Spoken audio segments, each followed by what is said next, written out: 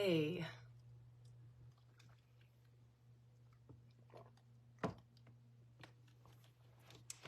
Hello. Welcome. Welcome in. Happy Sunday. Hey, Chastity. I said happy Sunday the same time as you. Hey, Jen. Hello. Hey, Rob. What's up? Hey, Nicole. Hey, Alyssa. How are you? Welcome, you guys. Whew. Hello, back to you, Beauty. Hey, Kristen. Hey, Kelly. Welcome. Hey, Brittany.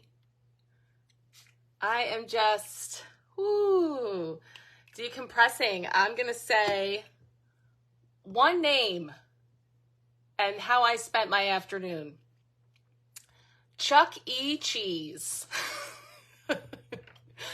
Chuck E. Cheese, which we were discussing. I took my daughter to a 7-year-old's birthday party, and then I also brought my 10-year-old. My daughter actually wanted to cancel at the last minute because of how freaked out she is. She was telling me they're animatronics and they don't blink. So we're having a whole talk about that before we went. And actually the thing is that Chuck E. Cheese blinks excessively. They have this like animatronic version and he just blinks and turns back and forth. There's a lot of blinking. Hello, welcome in. It is where a kid can be a kid. And it was funny because I let my son come and he brought a buddy. And so there was all kinds of, of cheesy behavior this afternoon. So I'm just sort of coming back in here and getting myself settled. Yeah, you know what it is, Toys R Us. Chuck E. Cheese's, where a kid can be a kid. I think it is. Toys R Us is there's another, it's similar. It is similar. What I was saying is that they were like, oh, isn't it funny that his name is Chuck with an E? I was like, oh, that's his middle initial. I'm like, so his name is probably like Charles Edward Cheese or something. He does have a name. I don't know what it is. I didn't know that spot was even still there, Kelly. I was like, didn't that place close? It is still there. Oh gosh. And then there's the prizes at the end where you get to redeem your points and pick out these great prizes. So we did all that. So yeah, it was Charles Edward Cheese. I made it up.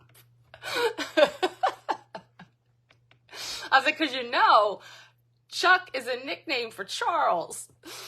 Showbiz Pizza, yes. And there was like the better Chuck E. Cheese on the other side of the tracks that I never got to go to. But I got invited to a party there once, and there was like these boxes on the wall where the curtains would open and all the characters were there. And they, again, excessive blinking. Because my daughter's thing is like, they don't blink. It's like their eyes just stare at me and it's creepy. I'm like, I hear you. I'm like, but I actually remember excessive blinking because they were like singing and having like this dynamic back and forth, and they're like these, blinking eyes. And I still remember the Showbiz Pizza and the big event where they would perform on the wall. And I'm like, oh my gosh. So we had to like avoid the animatronic Chucky when we went to the bathroom and all the things. But yes, so it was, fun-filled for sure. For the head to just keep going all the way around, right? Welcome, guys. If you're just joining us, I was just sharing about my afternoon at Chuck E. Cheese with my daughter and son for birthday party. So I was just saying that I was decompressing a little bit from my afternoon and tuning in here. Yes, if you're ready to call out for a card pull, please feel free. I decided to pull one card. I wanted a message to just kind of close the loop on the eclipse, full moon, and Scorpio energy, and the energy spray that I've been working with that, and just kind of get a thought there. And then we'll launch new into this week ahead. So I had brought in Kali Ma. which was pretty potent for me working with this energy spray, the end of the week into the eclipse. This is the warrior goddess liberation and rebirth energy. And so she had me like cussing like a sailor and like just totally feeling myself with all that energy, which I was loving. I am loving.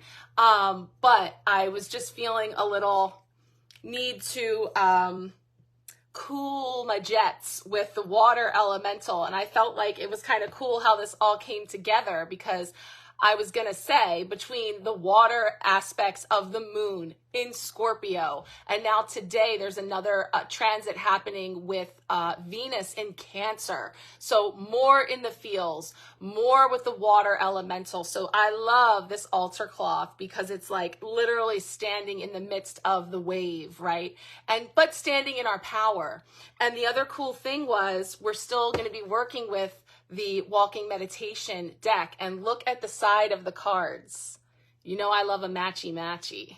So I was like, okay, yes, I knew I was feeling this energy for a reason, to kind of bring in that cleansing, clearing aspect of water, so much as just being waterlogged and totally overcome, right? Because there's a lot of energy going on. I didn't even talk about the retrogrades and all the things. And I'm not going to get into it too much, because if you saw that I did share, if you would like to see the eclipse full moon in Scorpio reading that I did, and you haven't joined over on my Sharecast, I've been kind of putting out that I am this month sharing something new, a free app called Marco Polo, where I've been using it personally for 3 years, and I'm dipping my toe into using it to connect authentically and have a quiet corner away from the noise of social media. And so many of you, I have been witness, and I'm sorry, lately, to the blocking and the restrictions and the things happening that unfortunately are all a part of it. So Marco Polo is completely private. There's no ads, there's no algorithms. And then this is just sort of like a landing place. You can just sort of like tune in to my channel, you know, and that's where I'm posting some extra things, card pulls and extra little pop-ins and things that I did decide to share the link to the full video that I did for the Scorpio full moon eclipse. And I thought some really powerful messages came through, and I would love to share them with people. So I kind of tucked it in there if you'd like to go check it out. Oh my gosh, Rob's parents. Yes. I'm so glad you guys did that. It's the best. I tried to do it with my in-laws and my mom. My mom is too worried about what she looks like, and she's, you know, that whole time we're talking about that. The in-laws, it's like face all in the screen, like, I think I did it. Did I do it? Oh, I didn't. And it stops, and then they come back. It's fun. It's an awesome way to connect with loved ones. I think there's so much more. I could talk about it, and I'm happy. I would love to share. I share a little bit about it over in the Sharecast. But I got to see what's going on with Mama Kelsey. Let me see here. She recorded a 10-minute video because she never hit stop. Yes, Jen, like you the other day. I have done it. I have absolutely done it. I did it on the Sharecast the other day. I was in the middle of doing something and I swiped and I went out, and it's all good, because that's the other thing. It's just about coming as we are and being authentic. But the Sharecast portion requires nothing from you but just to look at it. You don't have to be on camera or anything.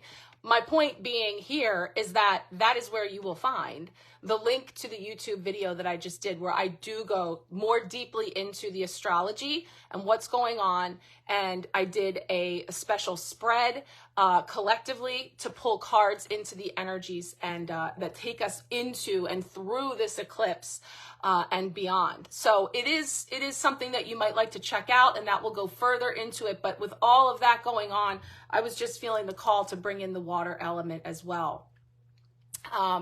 So then she tried to show, oh my gosh. Yeah, Shauna, it's really cool. There's a lot that we can do with it. And I do feel like in this age of Aquarius, it kind of came very timely, because, you know, innovation and things that are happening very rapidly out on social media, and one particular path with the whole AI and all that kind of stuff is going to go one way. And then there's the authentic creators over here still trying to make the donuts and not being seen. And this will be my last thing to say about Marco Polo for tonight, but I'm here to chat about it for sure. I think it's so cool that it's called Marco Polo, and the game, the childhood game in the pool of Marco Polo, and this idea of being out there in this pool, this abyss, right? Standing here with your little business, with your little message, with your little something, and you're like overwhelmed because you're blocked. You can't be seen. You're not heard, and so the idea of, speaking of, being blind and not being able to see, as the one who's calling out, Marco, like, where are my people at? Where are my people at? And then it's like, Polo. And it's like, okay, cool. Y'all come on over here. We're over here in this little corner.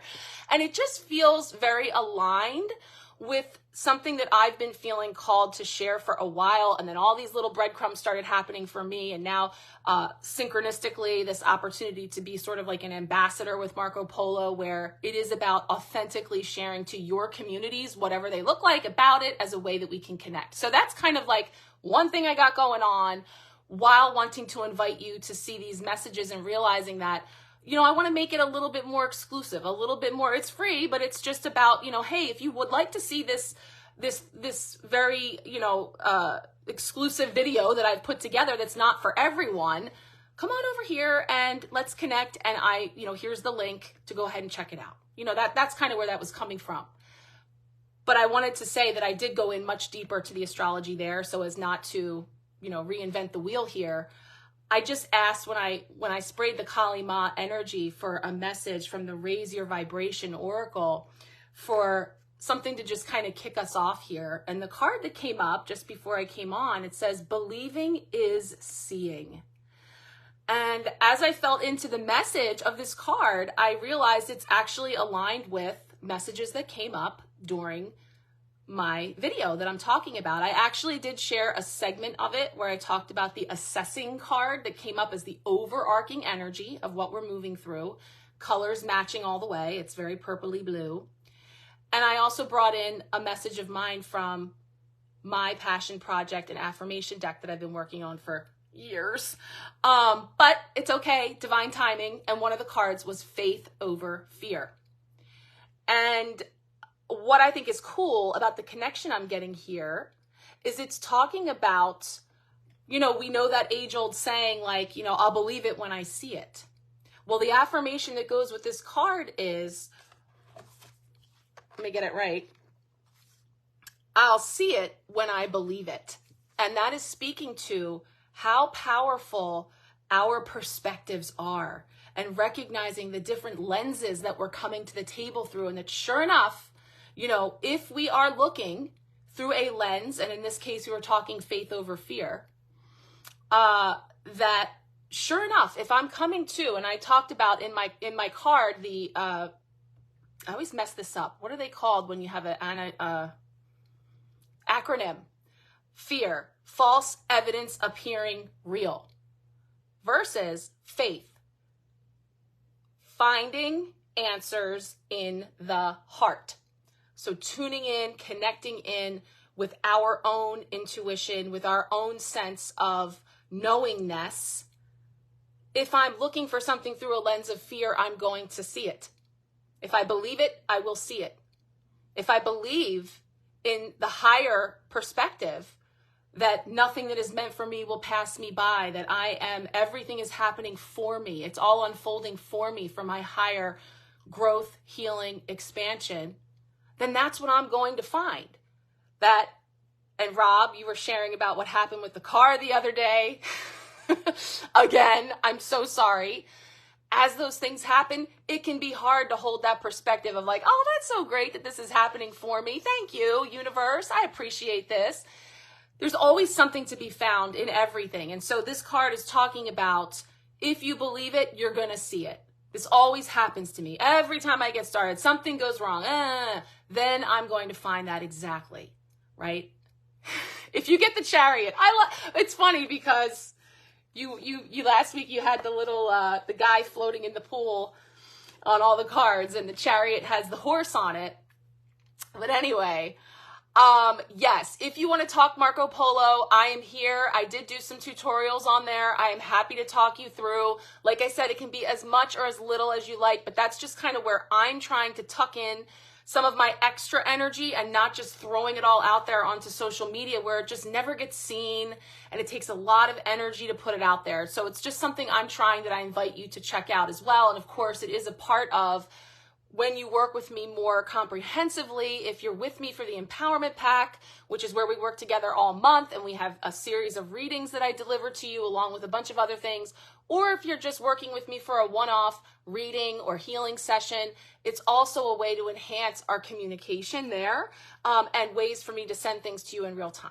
So I will share the link as well, as Jen is saying that there's a link there for you to go straight to my Sharecast. You'll see my little intro video. You download the free app, and then you'll see a whole tray of all the polos I've done in the last week. You can feel free to skip around and watch what calls to you. That's also where I'm going to post tomorrow a recap of what we do tonight. Okay, so yes, let's jump in. Thank you all for being here. If you would like a card pull tonight, I know everybody's got, I just don't know who anybody came in and I missed it. I'm just repeating it to say, please go ahead and say if you would like a card pull, we'll get you on the list. We're going to tune in now to the Walking Meditation by Dani'el Norman. Beautiful, beautiful deck. I'm really enjoying this one, as I expected I would. We're going to feel into what's coming up for us this week collectively. So we're asking for, and I actually found, it was kind of funny that I came across that spread, what inspired me for my week ahead spread. It was 3 years ago that it came up, and Knight of Swords, noted. 3 years ago, and it's like, who knew that I was going to be using it, in this way? And it was really cool. So I did put that spread in the event here in case you ever wanted to try it for yourself or just see what it is, because I always kind of run over the positions real quick, Monday through Friday. Oh, so you've used Marco Polo before, Erin? Yeah, and like I have like a couple of good friends that I polo with regularly, and then I have family.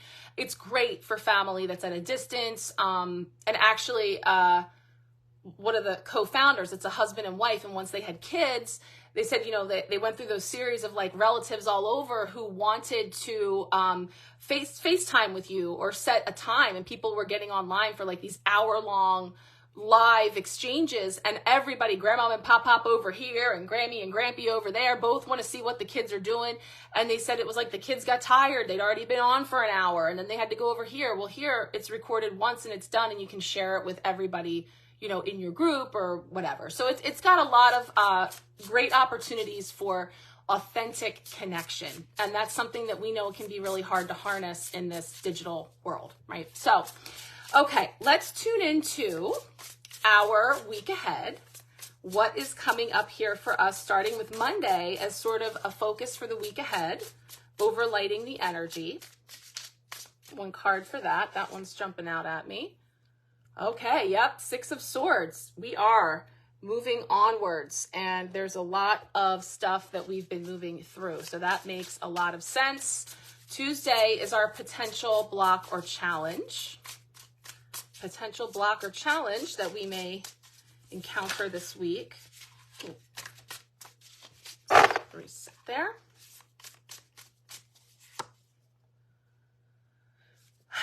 Two of Pentacles. That juggling act is still going on. Not surprised at all. I'm going to slide those over. Wednesday is our midweek blessing. And we've got the 10 of Wands. This card came up for a bunch of people this month too, so that's interesting. Some collective energy to speak of there. Thursday is how we are growing.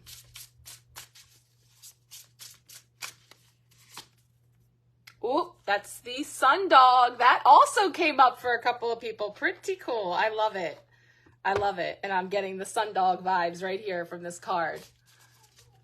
Hey, Gemma, welcome. Welcome in. If you're just joining, we're just pulling the cards now for the week ahead. If you would like a card pull, please feel free to comment. Friday, wrapping up the week. Let's see what we have coming up. Ooh. Queen of Swords. Look at that blue jay. Wow, that's beautiful. It did come up in reverse, but like I said, I don't go crazy with reversals, but I will keep a note of that in mind.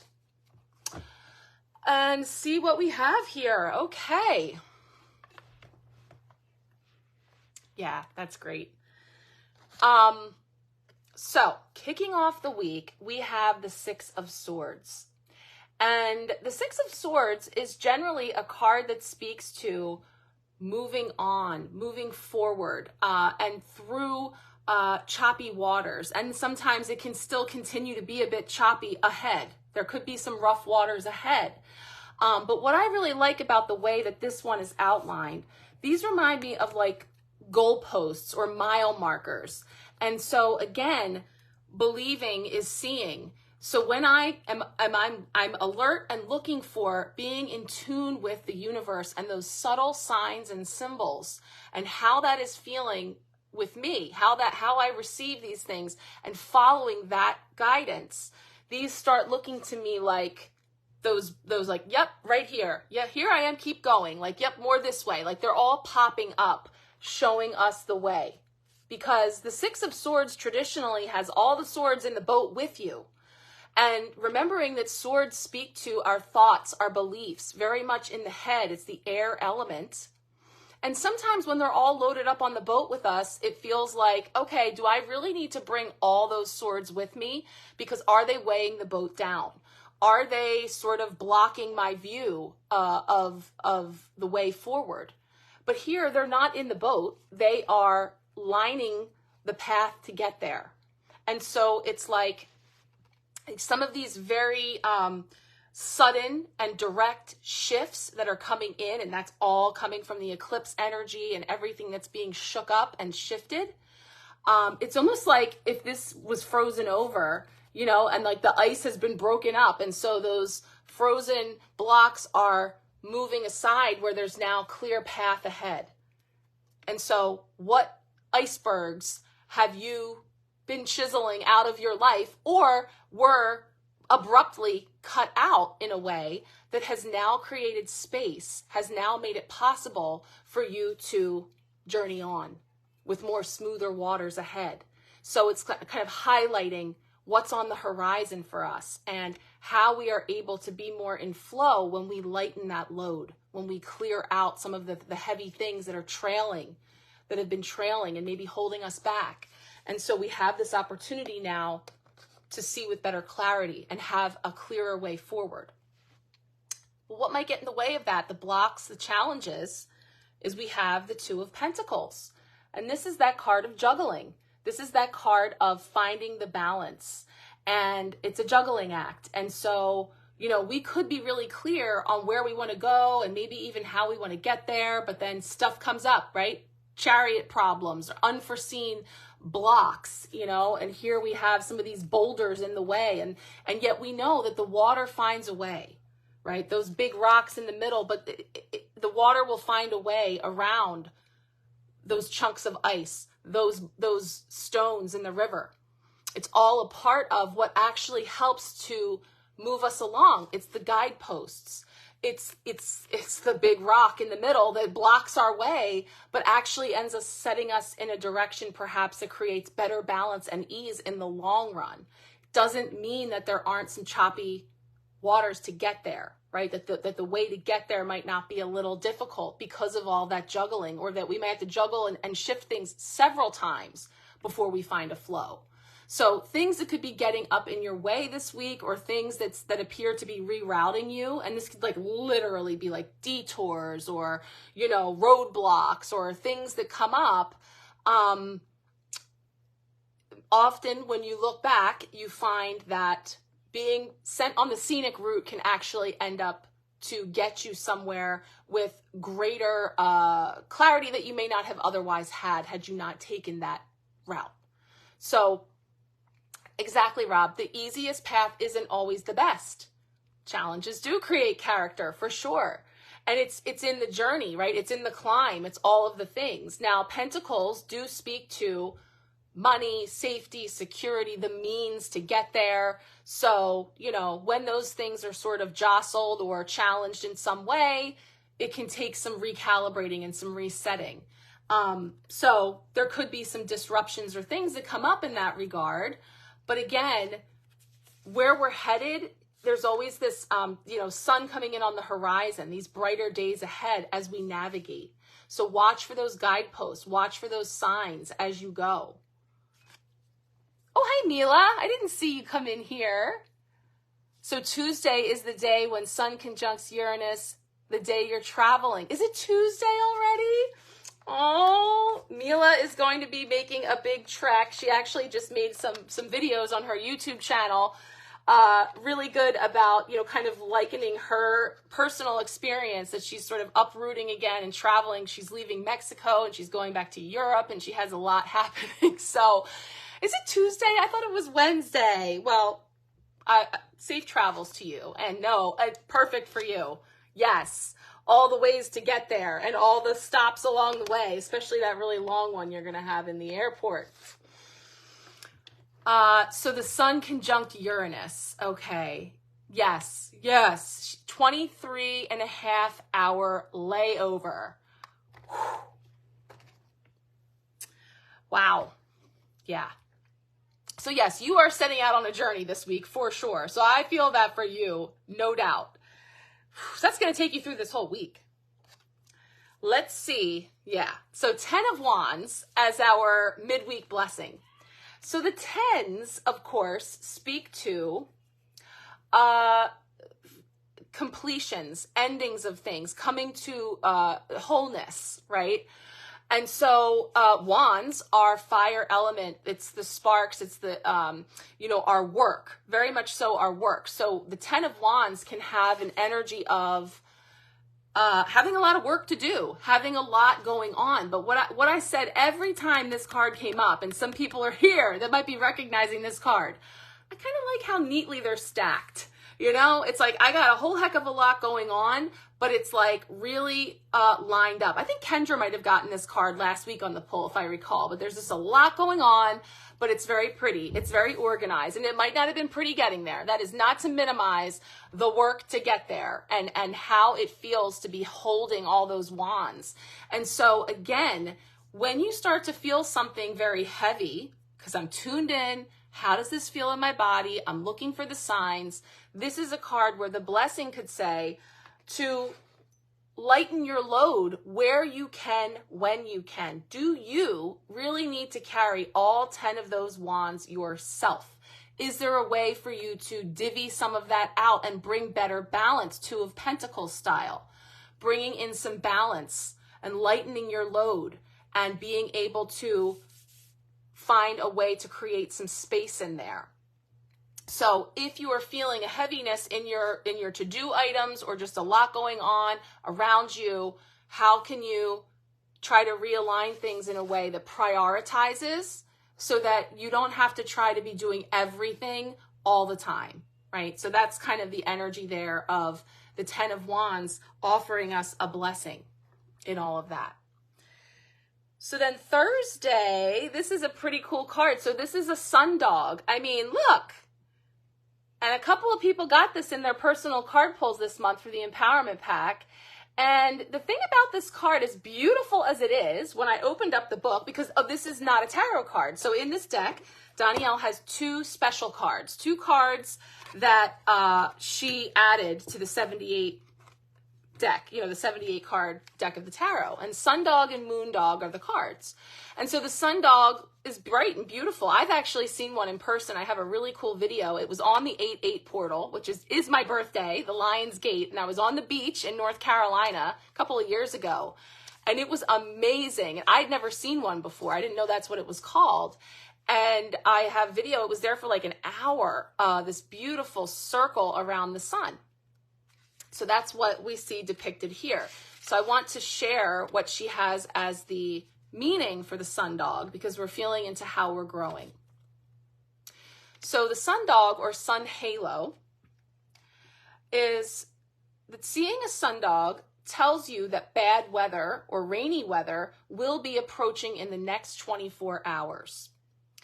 While that may sound negative, it actually symbolizes change and transition. How can you begin to make plans for change? Change takes time, but if you are being given the signs that change is near, then this will allow you to be better prepared.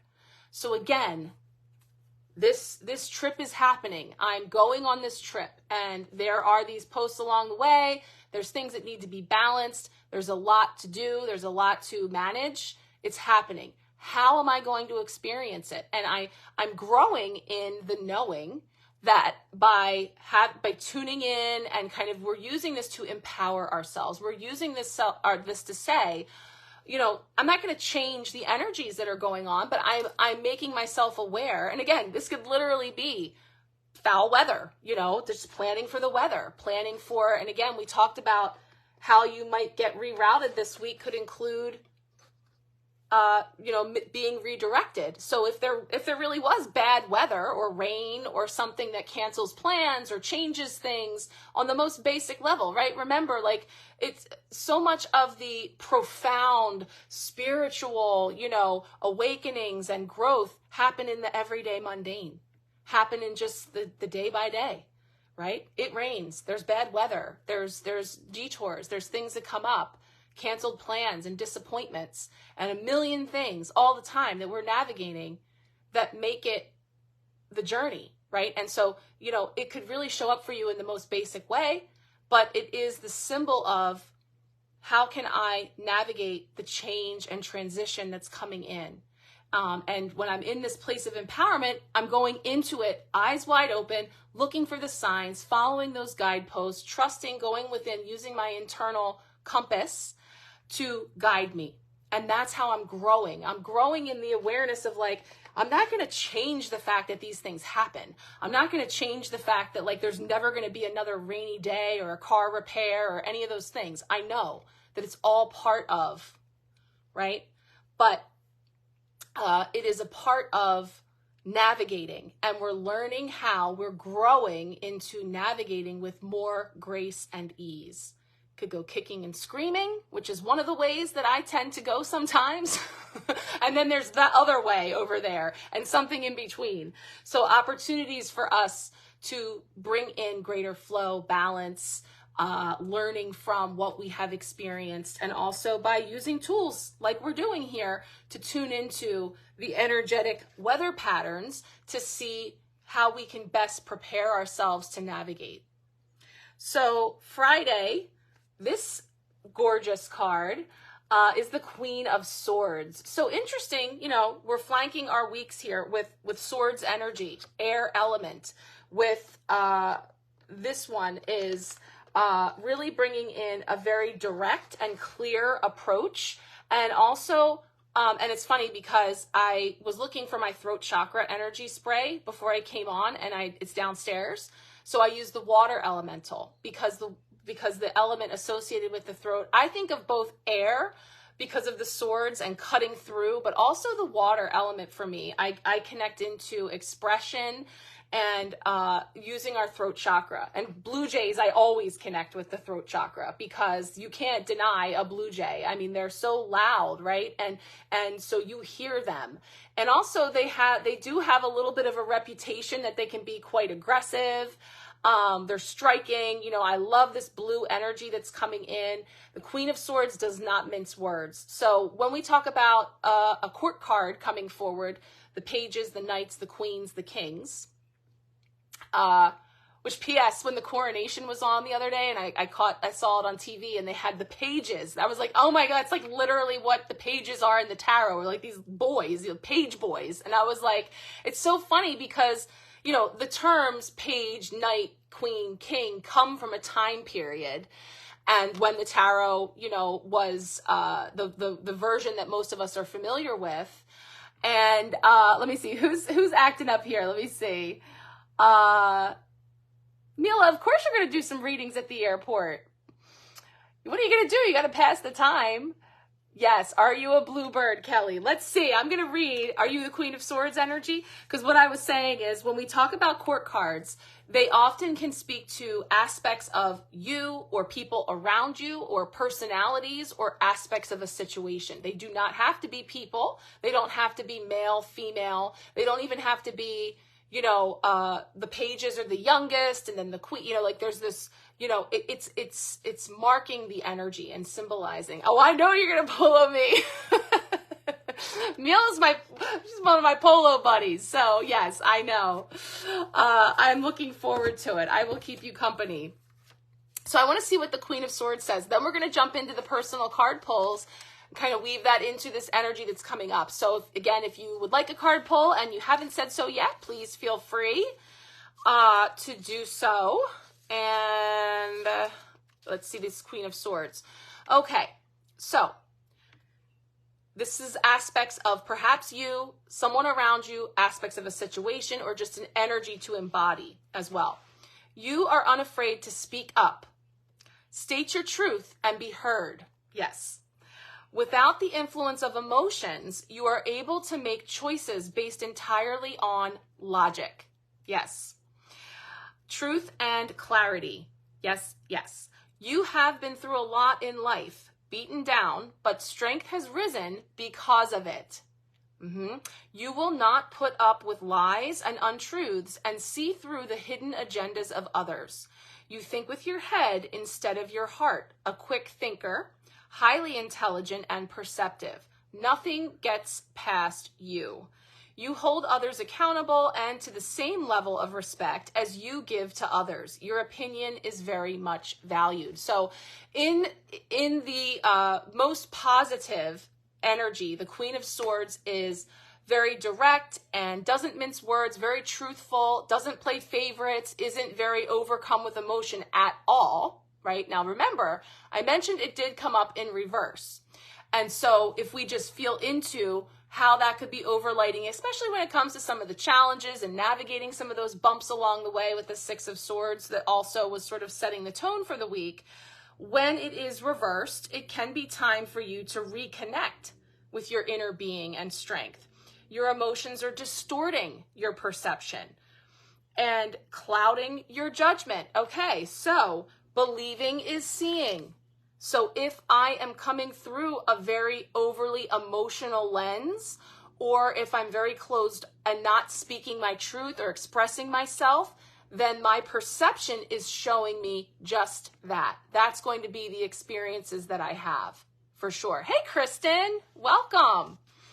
Girl, another one of my polo gals. We were talking about Marco Polo and the Sharecast.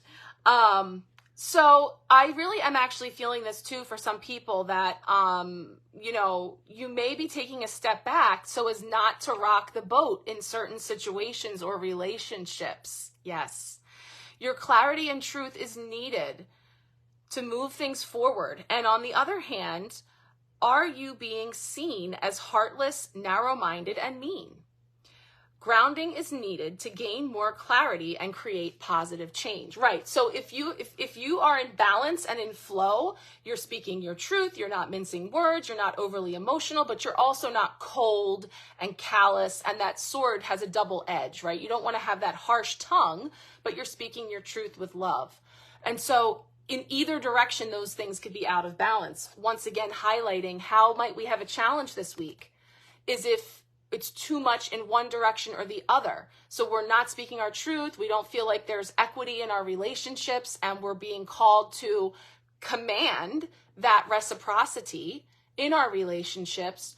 Or are we potentially a little bit in overdrive and maybe having, or anyone around us, we could be experiencing the energy of harshness or a sharp tongue or something that is to the extreme. So we're always seeking that balance in all things, and we know that that could be challenged this week. Furthermore, Mercury is in retrograde, and with Mercury in retrograde, it affects our communications. And so I often hear it as you could literally feel like you're speaking a different language. Like, do you hear the words that are coming out of my mouth? Like, could I be any more clear? Like, why isn't anybody understanding what I'm saying? I feel like I have to repeat myself, like that kind of energy.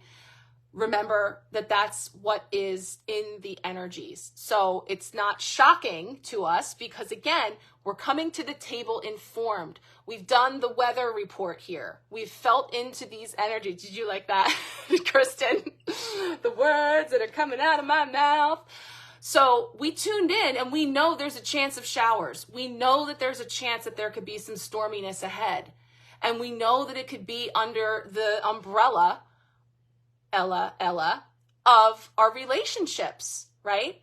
Because we're getting this energy coming in here with these swords and feeling into communication and expression. Yes, Rob. So we're stepping into it aware, and we are empowered with that information so that when we see it pop up around us, sure enough, it's just another way for us to come into the situation, another perspective to have that maybe enables us to hold a little more space for others and where they might be coming from. So as we move into the week, let's take a look at what's coming up for each of you. So we'll go ahead and get into, I know you do, that's why I love you. You're my girl with the good movie references. I mean, I've seen a meme that says that before. Like, many of us, our love language is like movie and music references. And when I find my people, it's like, did we just become best friends? Yup. No. What's the movie? I know many of you will know. Jennifer, you might not know because it's a stupid, funny movie.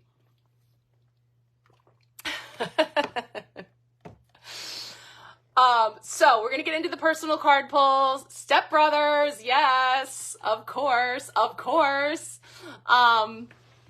Yes, Kelly. Okay. Yes, Alyssa. I referenced that movie. Yep, you're clueless, but I love you nonetheless. That's the thing. We can teach each other. Useless knowledge, apparently. What boat are you on? I know what boat that is. The Nina, the Pinta, the Santa Maria. All right, that's all I can say. I told you Callie was making me curse like a sailor, but I'm not going there.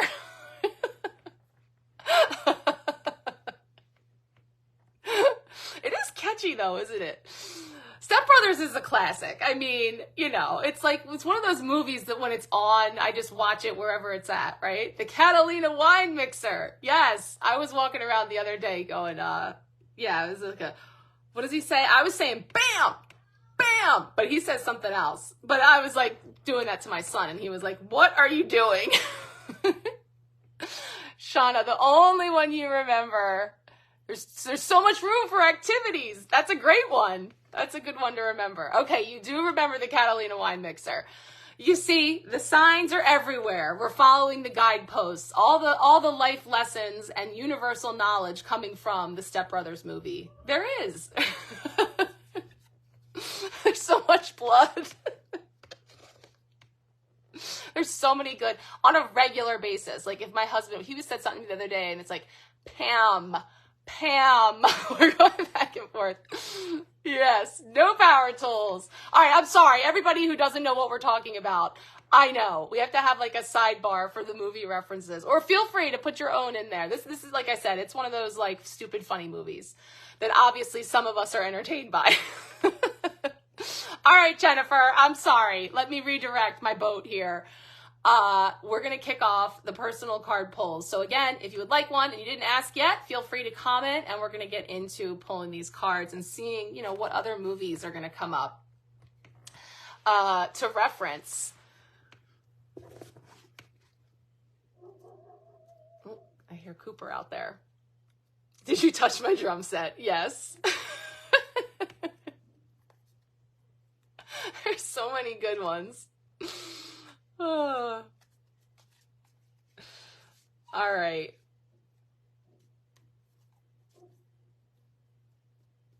I'm waiting to see if Jen told me who's first. It hasn't popped in yet. Otherwise, lines from the movie are just going to keep popping into my head.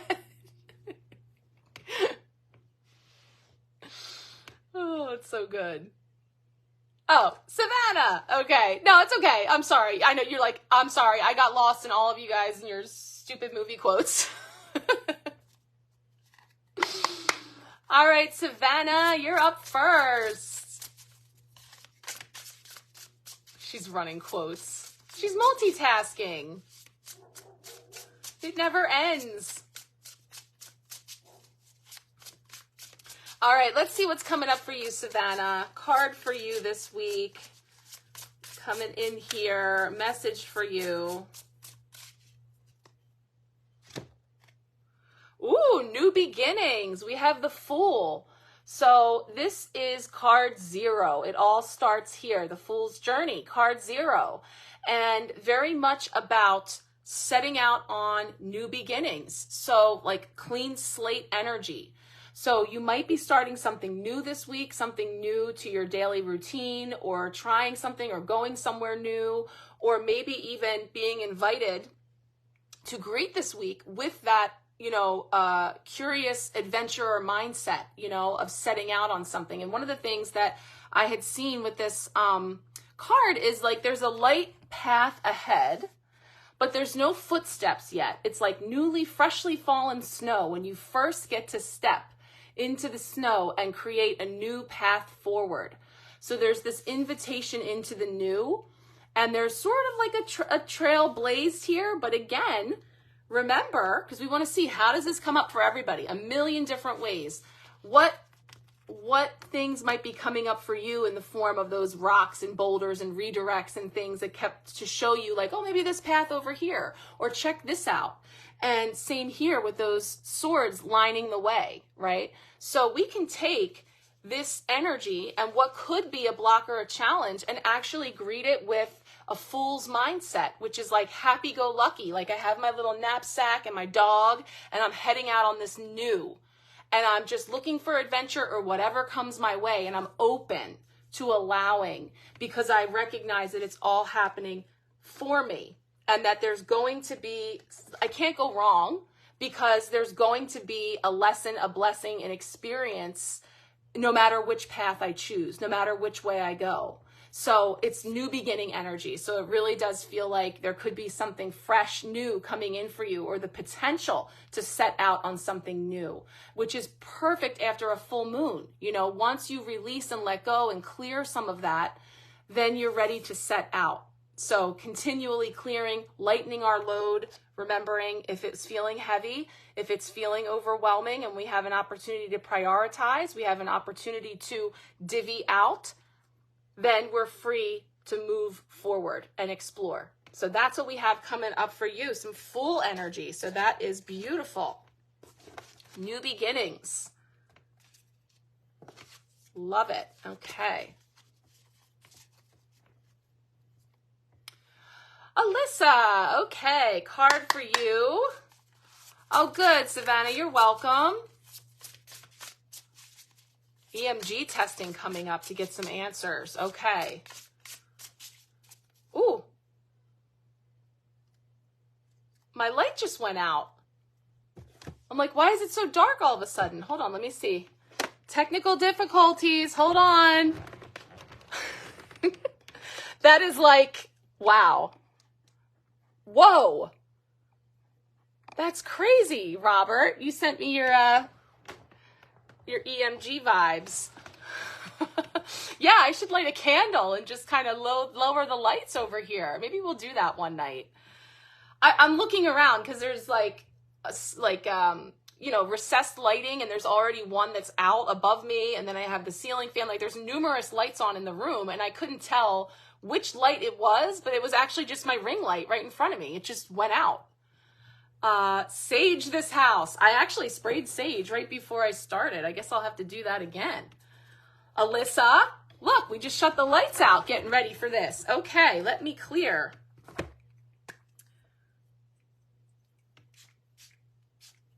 That's crazy. And then it just went right back on. Molly, you in danger, girl. No. I'm taking that one back. That's going way back now.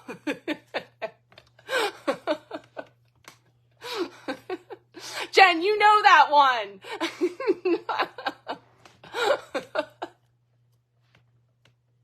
I'm sweating. No, yeah, that was Casper. That was Oda Mae Brown right there. I mean, if you don't know Ghost, right? All right, Alyssa, let's see what's coming up for you. Yes, Kristen.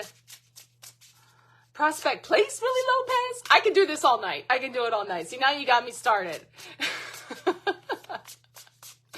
I love that movie. I love Patrick Swayze. That's it. I love him. So, I love that movie.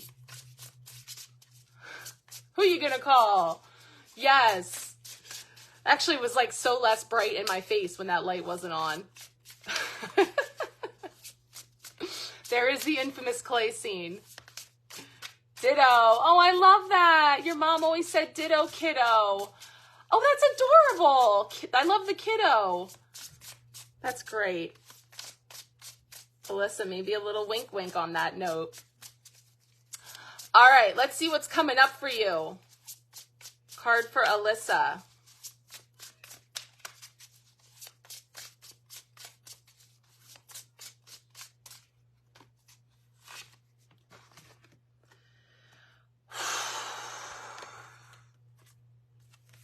I know what it's about. The Tower. So you got the Tower energy coming in here, right? Now, one of my favorite decks is the Light Seers deck. And it is the most beautiful Tower card I've ever seen. It shows the tree being struck by lightning, and it's reduced down to the stump. Okay? But it's so beautiful because it actually shows the tree reborn. It has butterflies, there's squirrels living in it, and it shows how. And so this is my new second favorite, loving this Tower energy. And I know that the message in the book is beautiful, so I'm going to share it with you and share my perspective about the Tower energy because we're in it. The eclipse is bringing about rapid, sudden changes, shifts, abruptly ending things in our life, bringing things down that must come down, right? And I know that you're sharing about some of the struggles that you're having right now with things online and people and circumstances coming up that are causing Tower energy around you, right? So we know that energy is around you. And doesn't it make sense after the lights go out and it's like a flash, right? It's like an awareness or an aha that comes in. The tree energy gives me that, it's very sad when you see, the tree was knocked down and maybe that tree was standing there for centuries, this proud, strong tree. It's just been there, and yet here comes this bolt of lightning, this sudden flash, and brings it down and reduces it to its stump. But maybe there were aspects of that tree, dead wood, maybe the tree was diseased. There were things that needed to be pruned and taken down. And so the ebb and flow of what nature does for us is it comes along and removes those things that can no longer stand in our life, right? Or it brings to our awareness places where we were vulnerable, where we were leaking our energy, where, there were situations, circumstances, people in and around us who don't have our best interest at heart, So it's this natural process of it coming in and taking it out. And yes, Nicole, the moss as well. Just like in the Light Seers Tarot, there's mosses and butterflies, which is all about transformation. It created new habitats, right? Exactly, Kristen, to bring about new life. And so that is something that can take some time, obviously for those things to grow. But I'm going to bring in the message here from the book because I know that she has a really beautiful perspective as well. I'm going to put my glasses on so I don't struggle. Anything in the forest that is unstable will fall. All trees, this is really beautiful. All trees work together to communicate. If one tree is sick, that tree communicates this with the others. For the health of the other trees around it prior to dying, it will pass along information and nutrients. A tree knows when it is dying. It knows when things are about to get bad. They give themselves away, and then they allow themselves to fall so that new trees can spring forth. Just like trees, you know when things are going to get bad, or sometimes you just don't know when. So in other words, Scorpio energy, this eclipse, the full moon of releasing and shedding and letting go brings up, hey, Chloe, birthday girl, whoop, whoop, happy birthday. Welcome in. Welcome, Ginger. You're right on time. We talked about our week ahead cards, but you're both on the Sharecast. So tomorrow morning, I will be popping in. I'm going to summarize each of these cards. And now we're getting into the personal card pull. So if you ladies would like one, please feel free to say. And welcome. So, you know, when you feel into the things that are falling away, or the things that are, you know, coming to light suddenly, or things that you didn't see coming, right? Like, in other words, I don't feel like this is like premonition energy. I think this is energy that you're you're aware of, and you're moving through. And it speaks to, how am I going to take this trip? How am I going to go? I can't control the weather. I can't control the traffic. I can't control the detours and the redirects. So I'm going to embrace whatever the weather, right? And to navigate. And I know you do. I see you. That's what I'm saying. So I feel like this is a beautiful way, maybe an opportunity to believing is seeing. So if we believe and know that these things that are taken out, these things that can no longer stand, are helping to clear the way to bring in new, to rebuild bigger, better, bolder than before. So allowing that tower energy to serve its purpose in clearing out the dead wood, right? Bringing it to our attention as well. So that is where I feel like that energy is coming from. So, but that had to come, I mean, come on, can we make this up that the lights go out and I said, Molly, you're in danger, girl. It's just like, but it's actually it's all good. It's all a part of this circle of life and being in that ebb and flow for sure. Okay, let me just spray that water element for you again. Oh my gosh. I just got goosebumps. I cannot believe that's just happened.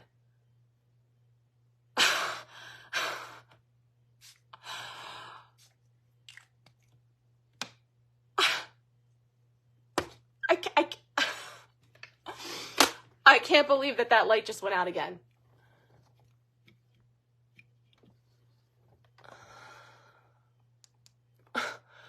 And then it just goes back on. I think it looks plugged in. Hold on, let me just make sure. It is literally plugged in across the room. Like, I'm not kicking it. I'm not, wow. Well, Alyssa, I'm just saying. I am feeling that, but it feels like validation, right? It feels like, especially because that beautiful version comes forward. And like I said, and as we were all saying, we love a good tower moment, right? Tower card coming in and going out with a bang. There you go. There you go. Wow. All right. So now we have our symbol for pay attention. My light's acting up. So be it. All right. Let's see. Who is next? Chastity, let's see what is coming up for you. I do think that there's another message for you there, Alyssa. I think it was highlighting it on the way in and on the way out. All right, what's coming in here for Chastity? Card for Chastity.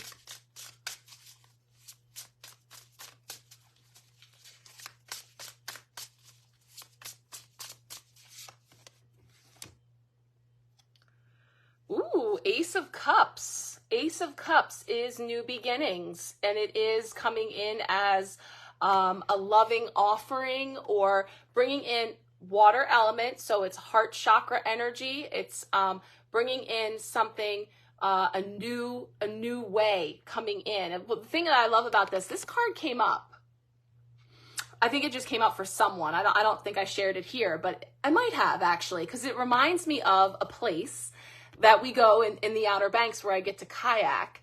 And it's something I love to do, and I don't get to do it regularly, and I just get to go out there. But there's this island in the middle, and so you paddle out there. And so to me, it's like, you know, in the midst of all the water, which can be, again, it symbolizes emotion, and it has a lot of feeling in the heart, a lot of moving through a lot of feels, but the water is very still here. And we see the reflection of, you know, so there's sort of, yes, reflection. Kristen, yes, reflection. New perspective, new beginnings, new sunrise on the horizon. So it's welcoming in fresh energy into your life and new possibilities. I want to take a look and see what she has here. It really is a beautiful card. And the really cool thing about this, this deck that I'm loving is it's called the Walking Meditation Tarot. And I mentioned that it comes with a second book that Dani'el created, her Walking Meditations. Another reason to check out Sharecast is as a thank you for checking it out. I'm going to be recording a couple of those walking meditations and sharing them complimentary on the Sharecast for people. And it's about taking a walk and doing these meditative or visualization type practices that are really beautiful. And it kind of, you know, we're on this walkabout, we're on these, and the other thing that's been coming up for me is stepping stones. And so that's kind of like over here, you know, where I saw the stones in the water, like taking those steps and moving through emotion, because it's emotional, of course, of all types, you know, overcome with all types of emotion, of joy and happiness and excitement, but also like trepidation or being unsure, or any of the spectrum of emotions that we can feel when we're setting out to do something or we have something new coming in. In fact, the Ace of Cups here is described as new feelings.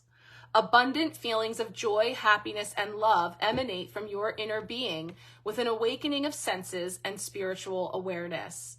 You are connected to your subconscious and intuition, feeling deeply connected to the outside realms and energy from source. The universe surrounds you and you feel deeply connected to it. You feel the soft embrace of love and warm feelings of new beginnings and transformation.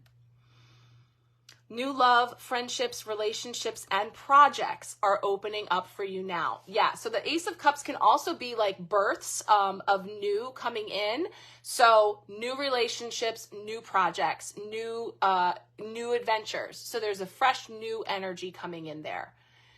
Okay, Alyssa, yes, it's 9 p.m. Time for you to go to bed with them babies. Okay, thank you for being here. Have a great week. So bringing in that energy of newness into your life, and it's new beginnings, and it's beautiful on the horizon. Just continuing to allow to fill your cup with all of those blessings as you move through. Beautiful energy coming in there. Okay. What is going on? Patrick Swayze. This is going to take me a sec because I don't want to be missing any of these cards. So talk amongst yourselves. They like just literally leapt out of my hand.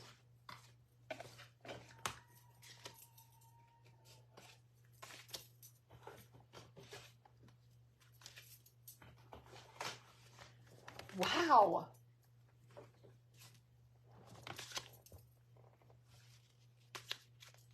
I just want to make sure I'm not missing any.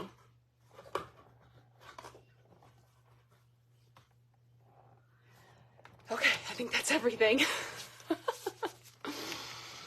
Throwing cards like a savage. Something. It's making me sweat. It's getting a little hot. I'm just making sure I have everybody. Sure enough, I'll end up finding one card somewhere.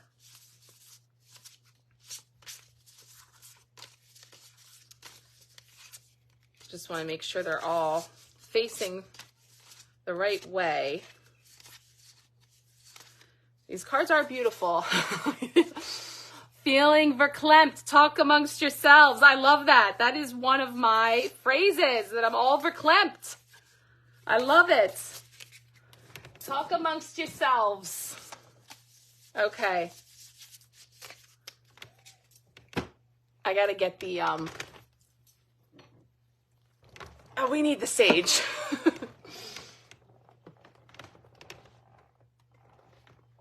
It's funny because I'm thinking about my grandmother, because this is her chair that I sit in. And I just saw the cardinal, and for me, the blue jay is my grandfather and the cardinal is my grandmother. So when the blue jay came up, I feel like Catherine is making herself known as I sit in her chair. She's making me move out of this chair, which makes it make all of its old noises. Oh, this was her sitting chair in her room. Never did she ever imagine that someone would be reading tarot from it, I can assure you. All right, Nicole, here we go. Just sprayed a little. Love you, Grandmom. Let's go ahead and feel into this freshly gathered deck. Shuffle it up for a message for Nicole. Message for you, Nicole. It's coming up for you. Oh, there it is. All right, we got 5 of Wands energy coming in here. We tossed a shuffle. That's one way to do it, right? And it brought forward the 5 of Wands, which is my stirring the poop card. It's about people who might be stirring things around in like a lower vibrational way. It's people being argumentative, or, you know, stirring energies around. And yes, there's the poop, and we're stirring it. So it's oftentimes, it can be competition or people sort of clamoring to get to the top. Again, it's an energy that often I usually feel it in the way of something that we're detaching ourselves from, that we're stepping back from. Last week, we had the 5 of Swords come up to end our week collectively. And I talked about it being like victory, but at what cost? And, you know, I don't want to have a dog in that fight. So be pushing buttons. Yes. And to that, good point, Kristen, it doesn't have to be. Some competition can be good. So sometimes things show up to motivate us, to light a little fire under us. So it helps us to actually spurn us to do something, to get off our keister in a way that we may have been stuck, you know, and we might have been sort of, I'm feeling this energy because we're bringing in the Wands energy here, and it's the fire element. With all of these endings and things coming to a culmination, and you have all these wands stacked on top of each other, somewhere under there is a wand of something that you have been wanting to do, or that needs to be done in order to get things moving, and not sitting in this sedentary energy of stirring around the same old, that actually kicks you into action, sparks you onto something. So I feel like, and this is actually something that we talked about, so I'm feeling that for you, is sort of validating the fact that you can witness this energy and allow it to motivate you, to push your buttons, but actually move you into a direction. Yes, Mila, same. Stirring, I mean, we've been saying stirring the poop a lot, right? So as we stir it around, there's an opportunity for us to set down any participation, that any energy that we've been putting into that, and calling it back to ourselves and using it to actually, okay, now I'm getting, this is really obscure. Catch Me If You Can. Okay, with Leonardo DiCaprio and Christopher Walken, and he has this story about these 2 mice, and they're in a bucket of cream, and that the one mouse is just flailing around, and then what happens is it churns the cream into butter, and the other mouse uses it to climb to the top and get out of the bucket. So it's like, while all y'all are down there stirring around the poop, I'm gonna rise to the top and step on out of here. So I'm getting that energy for sure. Do you concur? It sounds like all Rob and I do is watch movies. Yeah, it's great. Do you concur? I know exactly what scene that is. So, Nicole, I'm seeing this as an opportunity for you to get a little push to put something into action, right? Yes, I know you know that I know you know what we know. Yes, that's what I feel. A lovely validation there. It is a beautiful story, right? Of like, you know, allowing it to, and again, it's making the lemons into lemonade. This thing is happening. These things are coming up, but it's enabling me to access my tools and my resources and make magic out of them, because believing is seeing. So if I believe that I'm destined to drown here in this bucket of cream, or there must be some way for me to get out of this bucket of cream, because I believe that I belong to be somewhere else or in some other state or whatever it is. So I love that. Yeah, it's coming around full circle there for sure. Beautiful. All right, you're welcome. Okay, Kelly. Obviously the cards are all directions now, upside down and around. So we'll just see what comes up. What is coming up for Kelly? You don't know what you don't know, because you don't know it, you know? Yeah, I know. All right, what's coming up for Kelly? Ooh, I feel like that one wants to come out. Ooh, okay, you got the Two of Swords. So the Two of Swords, and one thing I'm noticing right away, and because we just saw this card a few pulls ago, the Fool card, where we saw similar scene, but the trail was white and clear, straight ahead. I could just set out and go. This one's a little obscured. This one's a little bit blocked, right?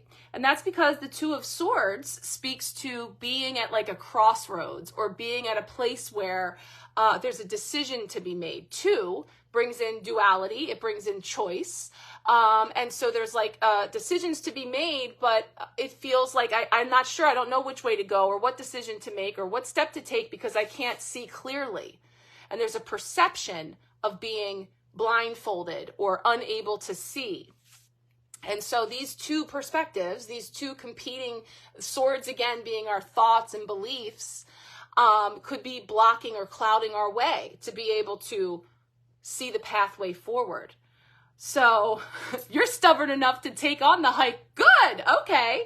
So yes, step on through there. So yeah, so there's an aspect coming up here that says, if you have been feeling stuck in any way or unsure, or if you're someone who likes a good challenge, you know, there's an energy coming up here where there's an opportunity for you to see a wider perspective, that there's other choices available to you than maybe what just meets the eye, and you can blaze a trail. You can go your own way. So it's like a third option that you might not even be aware of. So there's an opportunity here for you to seek out choice, to seek out making where, and now that you say that, I'm getting like, where there's a will, there is a way, right? Where there is a belief, I will see it. It will be made clear.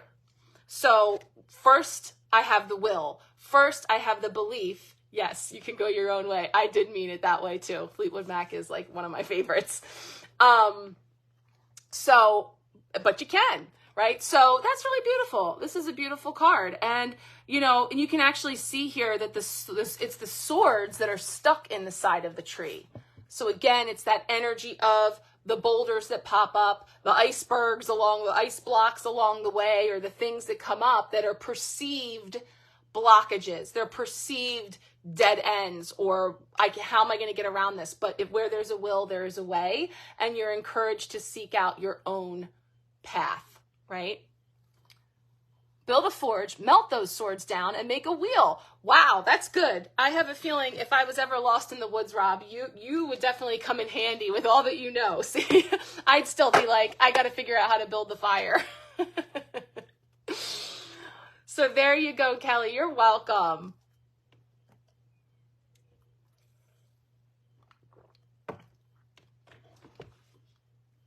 All right. Maybe. All right, Kristen, let's see what's coming up for you. If some dude could pull a sword from a rock, Why those suckers? Oh, you'll pull those suckers out of the tree. Of course you can.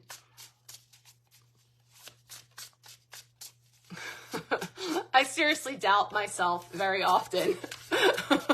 Especially when I watch these like apocalyptic shows, and I'm always like, I just don't see myself making it very long. Like, I think I'm that character, the one that's like, it always makes me think, but I love to see all of this, I know that we all have strengths we don't realize we have until we need them. I know. Set fire to the tree. There's always a way, right? There is always a way. All right, Kristen, let's see what is coming up for you, lovely. What is coming up for you? Ooh. Everybody see stepping stones. Stepping stones. I love it. Stepping stones. Stick with me. I know, Kristen. I wish you were closer. I'm going to come live on your compounds. Look at that. How is that for stepping stones? So this is the Eight of Cups, and it is about moving on. It's about moving forward and walking away or walking forward from some cups that have served their purpose that you are now ready to move forward from. And I believe this came up last week because one of the things I thought was cool was that, speaking of cool, I could use some right now.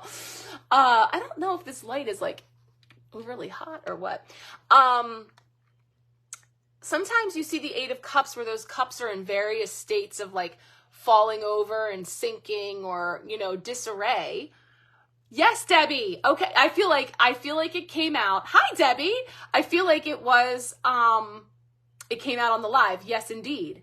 And so it feels hot. I know. I wonder if I should like change the color. Yeah. Taking care every step of the way. That's beautiful, Kristen, because the cups are water element, which is the heart chakra. So again, as things are, Beavis, we're ready to move on from things in our life. We can depart with love and with gratitude for the role that they have played, for the time that they were with us on the journey, but we are ready to walk on. And so perhaps you can reflect upon things that have been coming to light for you in this time, in this process of, what is coming to light that I'm ready to move on from, to leave behind. And there could have been a lot of deep love and care at a time. But yet I now feel that this relationship, this circumstance has played its role in my life, and I'm ready to move on with my walk. And so there's this moving forward energy. There's this walking on, but with love. It feels very like heart-centered. So if there's things that you're sort of moving on from or being invited to move on from, it's safe to do so now. And here's this sort of path that's being outlined for you, where again, we tune into this energy that says, yeah, there can be some choppiness. There can be some turbulence in the process. But as you take each step, the pathway will be lined for you. Good. Okay, so you can see on why this is coming up for you as you're moving on from said person. Yeah, that's what I feel like. It's like a relationship or a circumstance that it's time. But again, with love and mutual respect for the time that you have shared and for the experience that you have having gone through it and the wisdom that you take with you. And so that's exactly what I'm seeing there for you, for sure. But it is a beautiful energy. And also the wildflowers. Yep, we noted these, Debbie. I remember kind of taking notice of the beauty that's all around, that you're supported, for sure. Wishing them the best and never anything less. Yes, that's beautiful. That's beautiful. Feeling that for you. As you move forward, beautiful energy. Okay, you're welcome, Kristen. Okay, Kat is next. Let's see what's coming up for you, Kat. What do we have coming up here for you? I'm looking around like, how can I tuck this hair in? What is coming up?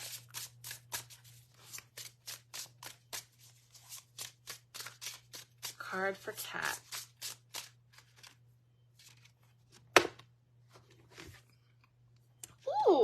gosh, this is so cute. It's the Lovers. Look at this. So the Lovers. The Lovers is card 6 of the major arcana. So on the Fool's Journey, there are significant stops along the way, these archetypes that symbolize significant stops along our journey. And then we have the minor arcana, like the swords and the cups and the pentacles and the wands, that make up the people, places, and things that create that journey for us.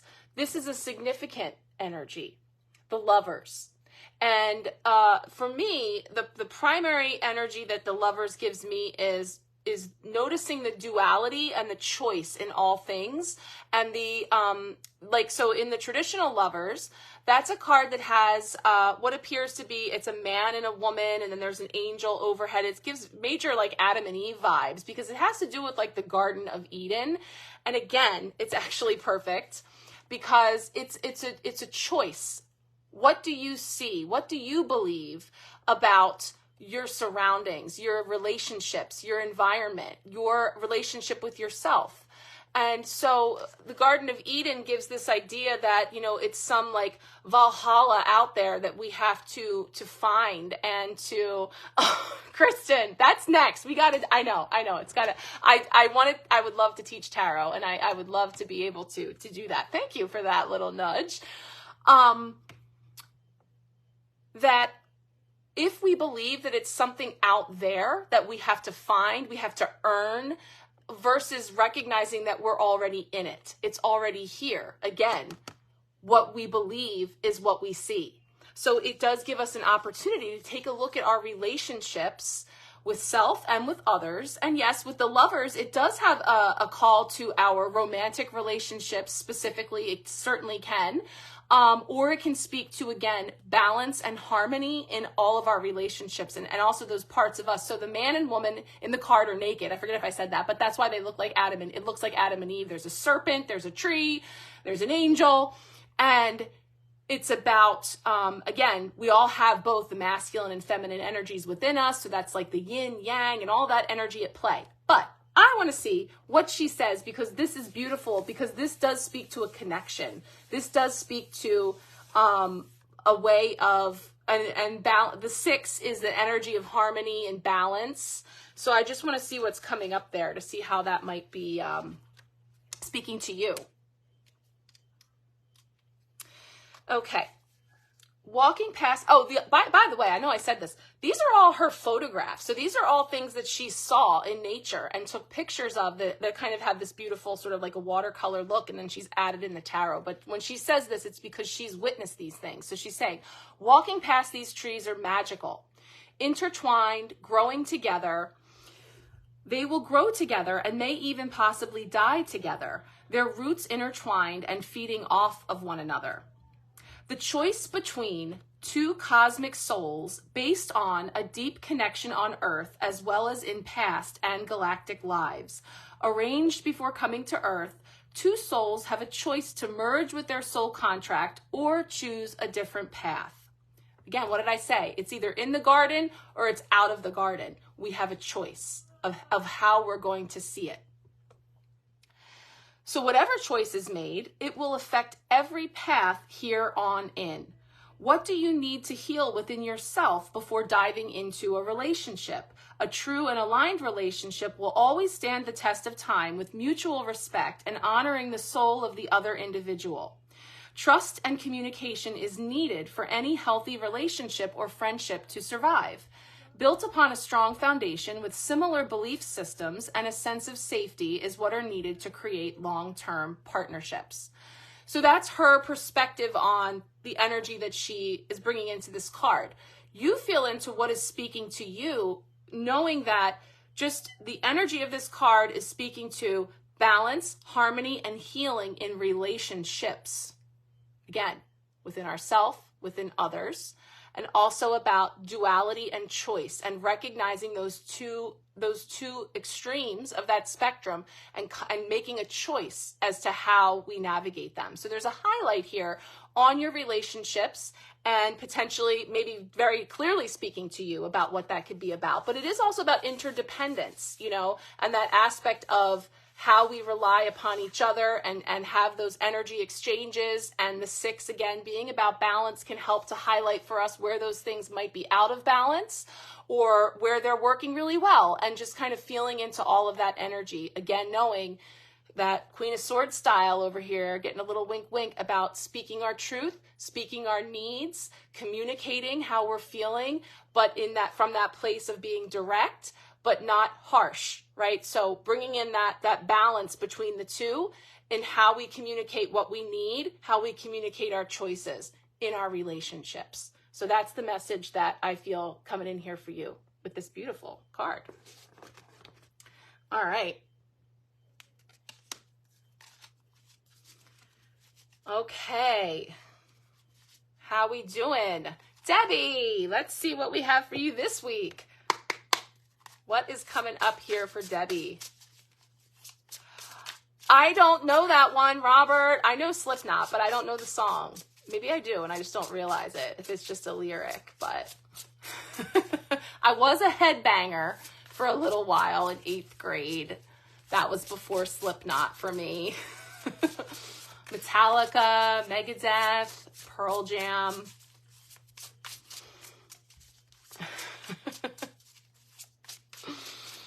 All right, Debbie. I think you might know Slipknot, Debbie. All right, what's coming up for you? Slayer. Now, see, that reminds me of Beavis and Butthead, because they always had that shirt on. You're still a headbanger. Dave Mustaine. I did love him. I did. There was a couple of those songs that I liked. Megadeth. Winger. Yep. I love it. All right. What is coming up for Debbie, the headbanger?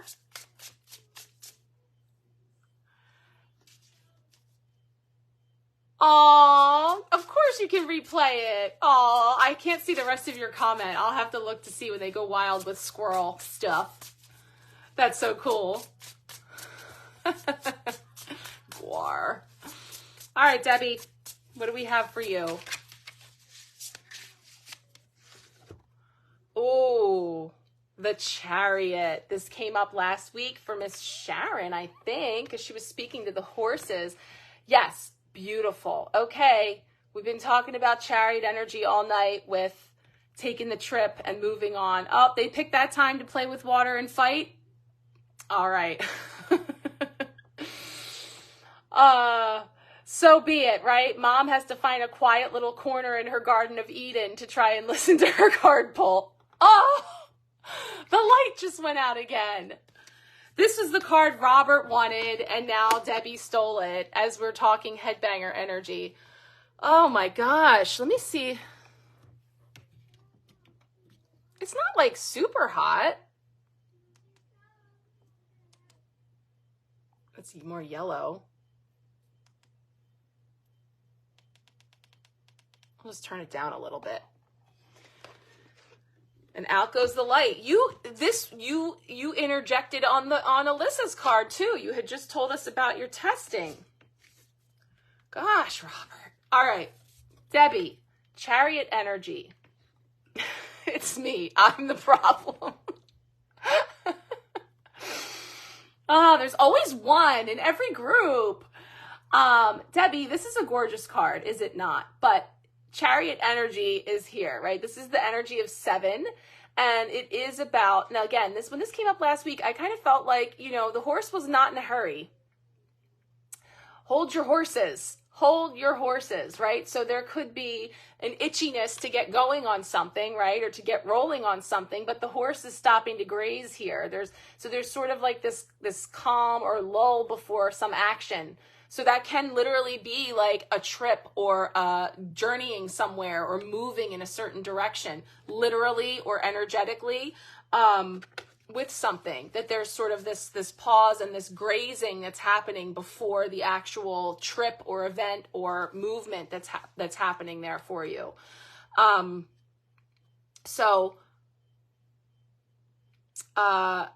Oh, okay, she's given us a little more background, so I want to share this. So she says, at the top of the cliff, it was incredibly windy. So windy that my glasses flew right off my face and I had to chase them. Balance and determination to even walk straight was needed. I had to brace my body and walk quickly to where I was going. It was a bit nerve-wracking, but I made it to my destination.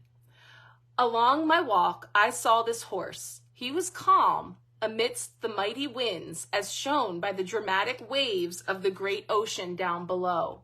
So yeah, we can see, and that's why water is such a beautiful indicator, especially in the tarot. You can see what the nature is doing around as far as it's showing movement and, that's churned up. And so she's saying that you can see that movement is there. So, again, upright as it's coming forward for you, balance and speed, following the light path in front of you. You see nothing else but the success that is yours. You are determined and strong. No one can sway you to think any differently. You are motivated by inner strength and drive. You have come way too far to back down now. Stay focused and keep striving towards your intended goal. Be aware, though, that the energy of the Chariot comes in fast pockets of energy. So this cannot stay around for long, so use it to your advantage.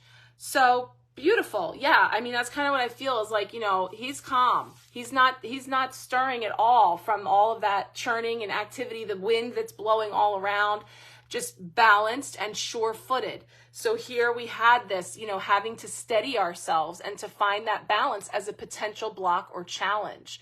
So definitely allowing yourself to maintain that balance amidst the elements, whatever they are. So here there's this windy aspect, but definitely about getting yourself, let me see if I thought you said something back here. Oh yeah, you got the Chariot. I just want to make sure I didn't miss anything from Debbie. Just that you love it. Perfect. So good.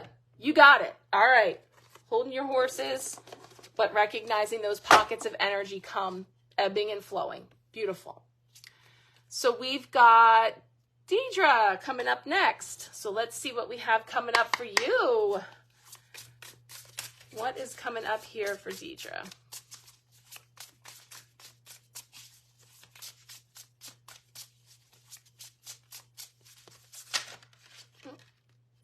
Six of Pentacles. We know that one. The balance of giving and receiving and reciprocity. Wild, wild horses. Ooh, that's another good one.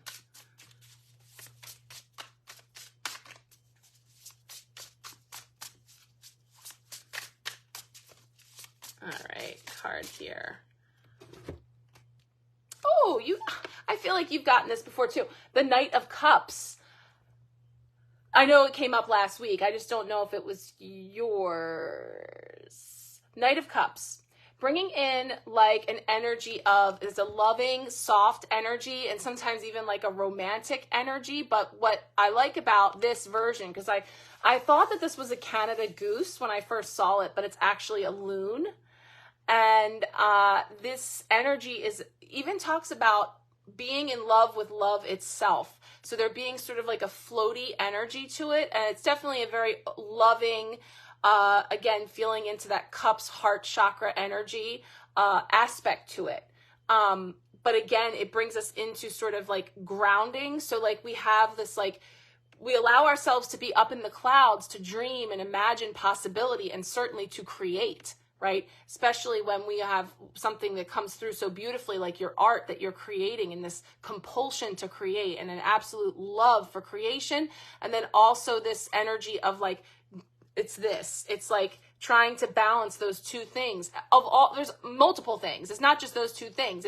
It's like motherhood and my personal needs and my self-care, but also my work, my passion, and also, all of the things that have to do's and the stuff to get done. And like, having this, this energy of balancing, like head in the clouds and creating and wanting to be in the right energy to create from that space, but also having to anchor in and get grounded to manage all of the things and finding a way to flow through that.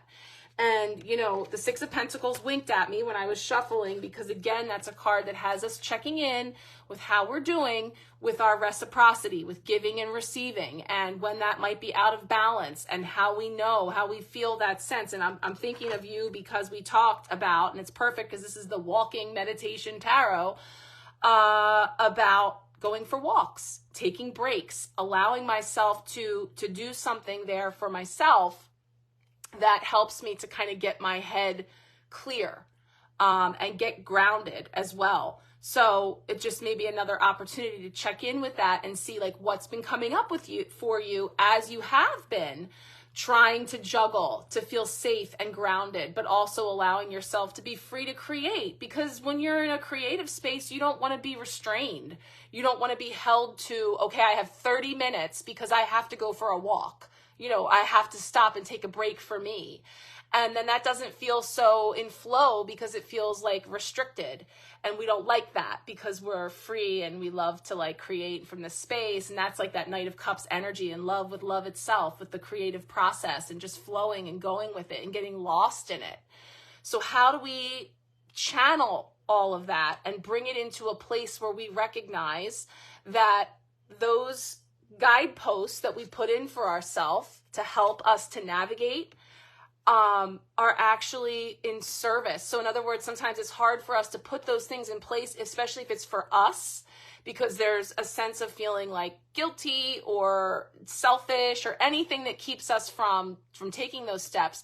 Shifting our perspective to seeing that those things are also an act of service, because it's filling us up, cups, energy, filling up our cup and refueling us to be able to continue to serve, to continue to create, to continue to do what we love, right? Kat, same. Time management is really tough for me, and I find myself getting caught in that loop very often and having an opportunity for better balance because time flies and I don't either. So yeah, I feel that. Like, you know, we want to just be able to get lost in the process, but also having an opportunity to put some of those parameters in place to help us to navigate. And knowing that, you know, this card, Kristen, are you zipped? That this card usually features the infinity of the ebbing and flowing, the ups and downs, but it's okay, like, to know that it's an ever-evolving process that we are always having an opportunity to bring into alignment. So versus getting exasperated with ourselves with the process of it, you know? Yeah, when you're creating completely at peace, quiet, being able to grasp that same sort of peace. Let me see if it'll let me see your whole comment while you navigate your daily routine too. Yeah, I resonate with that, which is why I was feeling that energy, because we continually will be drawn to what we love, you know, and continue to what brings us the most peace. And then there's all that other stuff. It's the chopping wood and the carrying of the water. So yeah, a little wink and a nod for you to continue to bring more balance and flow to that. Was it peaking again, Kristen? Yeah, that Six of Pentacles hung out for you, for sure, Deidre. So that is those scales, and just assessing and making adjustments and tweaks where we can, for sure. Okay. And all that other stuff, right? All the other stuff. Okay, Jen, next up is Mila. Oh, her relocation in the next week. Yes. Okay. So let's see. You have a journey ahead of you, a lot of moving and shaking and shifting coming in. And you've been planning on this for a long time, but it's here now, right? So what do you need to know about this journey ahead for you? What's coming in with some guidance for you as you navigate? I'll take that one.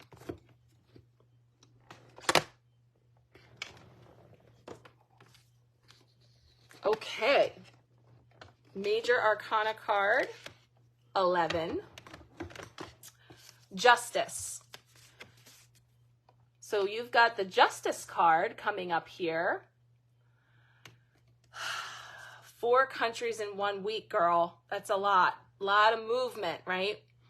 Justice also brings in the scales. And I'm just looking at this beautiful card to see what I get from it as opposed to my traditional interpretation of justice. And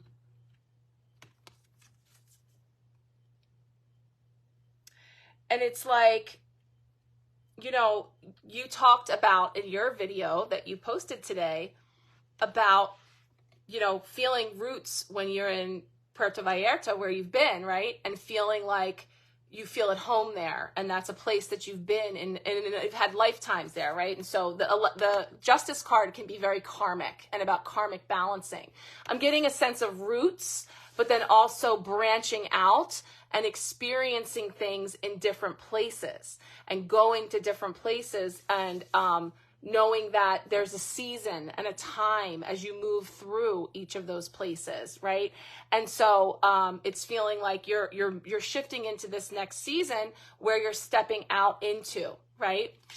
Oh, hey, Brandy, welcome. So yeah, leaves have to fall for regrowth to happen. That's right. So we have to be in these periods of perhaps dormancy, or it's, feeling into, we're not sure. We don't know because it's not in a position of blooming yet. You have all of these things coming up. Now, traditionally, the Justice for me is going to be more about the ebb and flow of our choices and things that we do and having outcomes, and the scales and things coming into light. So let me just take a look and see what she says here for you with the Justice.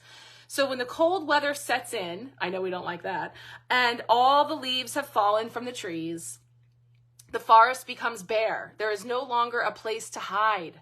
Everything is out in the open and can be seen clearly from each and every direction that you stand, without the insulation to muffle the sounds. Each sound is more clear. So every choice that you make has a consequence. Each decision that you make now will help you to make better choices in the future based on your present outcome. Think before doing. Everything will come back to you in equal amounts. Do you already know this because you say this all the time about giving and putting out, and then the universe always bringing in something to balance those scales? And so you just sort of walk forward with saying, like, I don't know where I'm going or perhaps how I'm getting there, but I'm going anyway. And then sure enough, the ways and means become known to you. And that's what I was saying about the guideposts of, like, yes, do this thing, follow your intuition, follow the guidance that you're feeling, and then something is illuminated for you, then something else, and then the next thing, and you move forward with that belief, right? Because believing is seeing. First, you believe that you know that it's time for you to move, to travel, to set out in this way, even though you don't know all the details, right? And yet you believe that you will be shown the way, and sure enough, you are.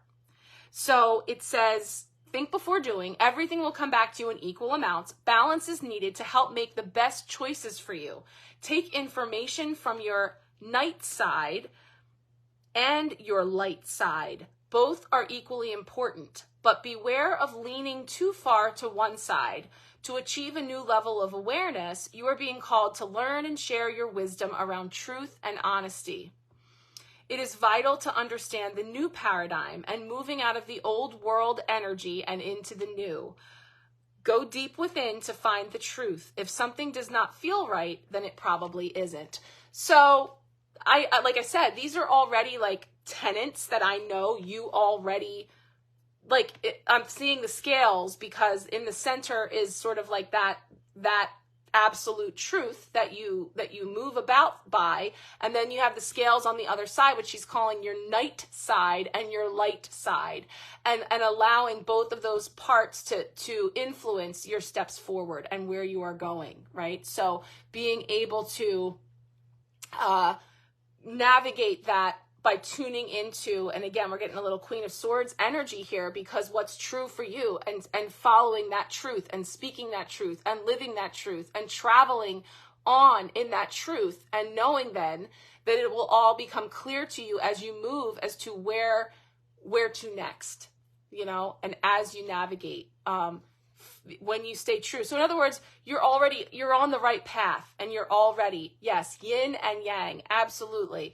The light and the dark, the masculine and the feminine energies. So allowing yourself to take action and also to receive, and so you have a lot of exciting things coming up that, through that process of experiencing, then you're going to check back in with those scales and see how it's feeling for you as far as the possibilities that are coming up that you can't even maybe imagine at this moment, but you know that it will all come to light, as you move about. So I feel like, and I love the number 11 as well as an angel number 2 to help to know that you are guided and protected as you move forward in your travels. So you're welcome. I'm going to spray Archangel Michael for you. I like to bring in Archangel Michael, safety and communication, but safety. And I always ask for Archangel Michaels to clear the path for safe and swift travel and movement, or a good parking spot, whatever it is. So I am spraying the Archangel Michael energy for you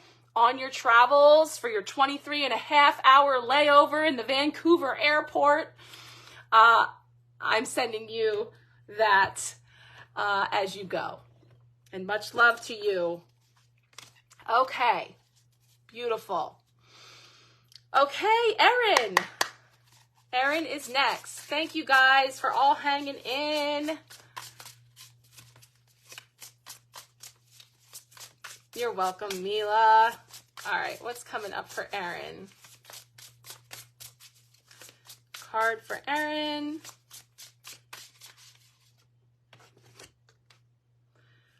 Ooh, I love it. A double rainbow. So you have the 2 of Cups coming in here.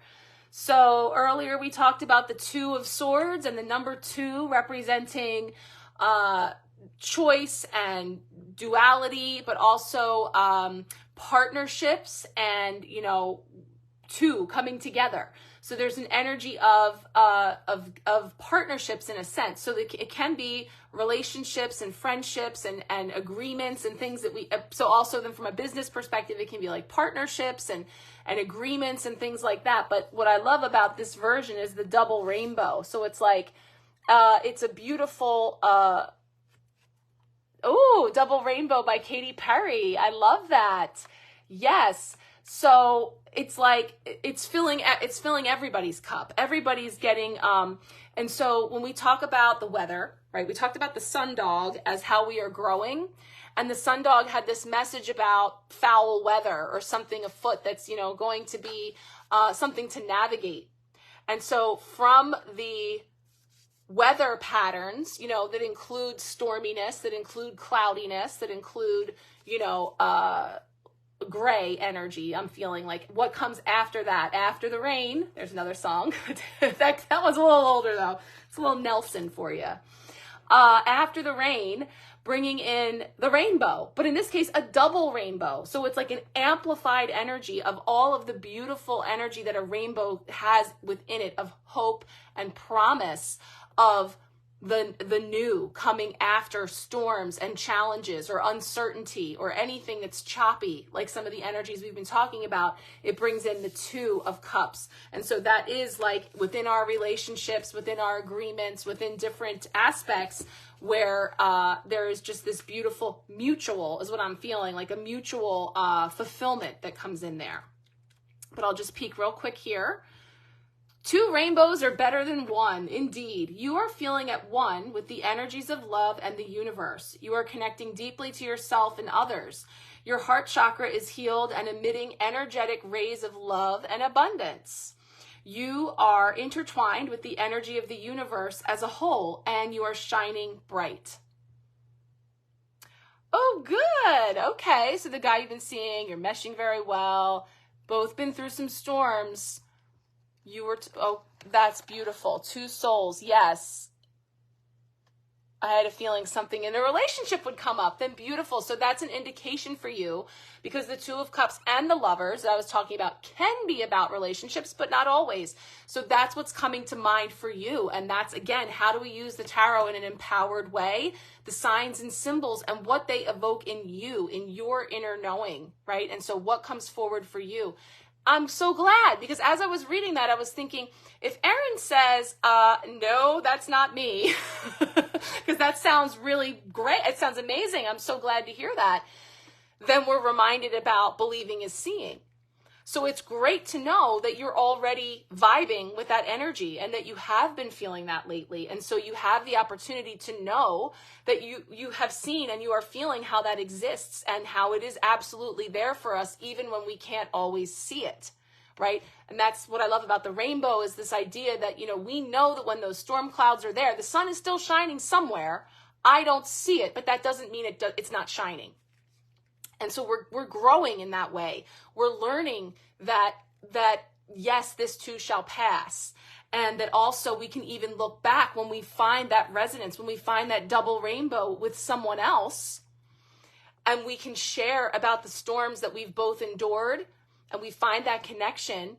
Suddenly, perhaps we start to see how those storms actually served. And then here we are in the glow of that double rainbow. So that's really beautiful. So yeah, continuing to really align your energy with that, and continue to seek out the things that fill your cup and light you up, because when you believe in all that is possible, that is in fact what you will see. So that's really beautiful to come in for you. I love that. You got a double rainbow tonight. Perfect. And I'm really happy to hear that you're connecting with someone, and that's a beautiful thing. Oh, that's so great. And that's so important. That is so important. How beautiful is that? Awesome. Love it. Okay, Gemma, let's see what we have coming up for you. Card for Gemma. I didn't see what that was. Let's see what's coming up here for Gemma.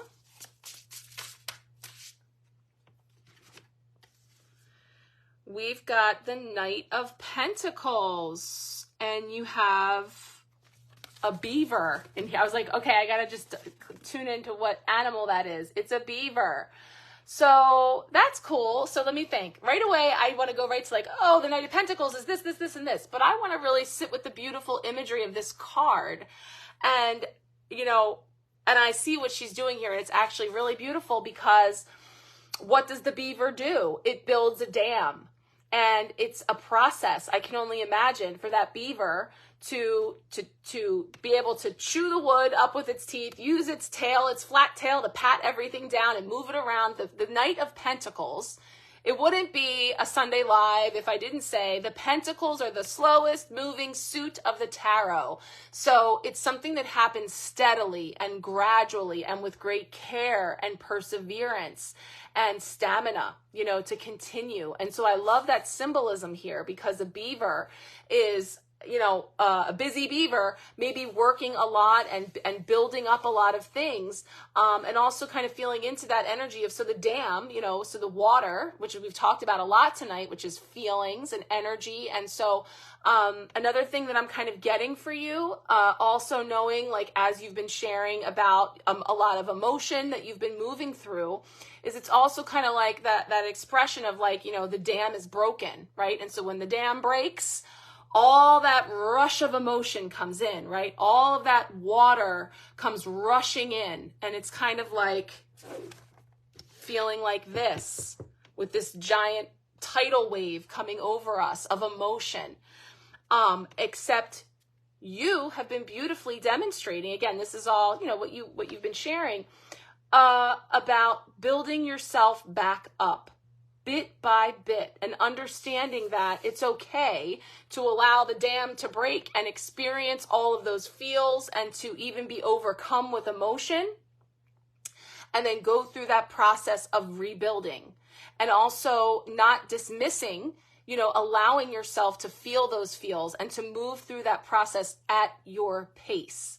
So again, it's slow and steady, and allowing yourself to use also your gifts. So I'm just like, I want to see if she actually talks about the beaver symbolism. But the first thing that came to my mind is, the beaver's ability to do what it does because of its gifts, of its assets, the things that it has physically that enable it to do those things. And so you tapping into your gifts to navigate, a lot of emotion and a lot of things that you've been moving through.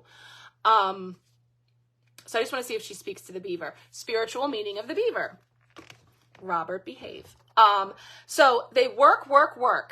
Build, build, build. They have webbed back feet for swimming and slap their large flat tail on the water when there is danger. Okay, so that's a symbol that they use when there's danger. They slap their tail.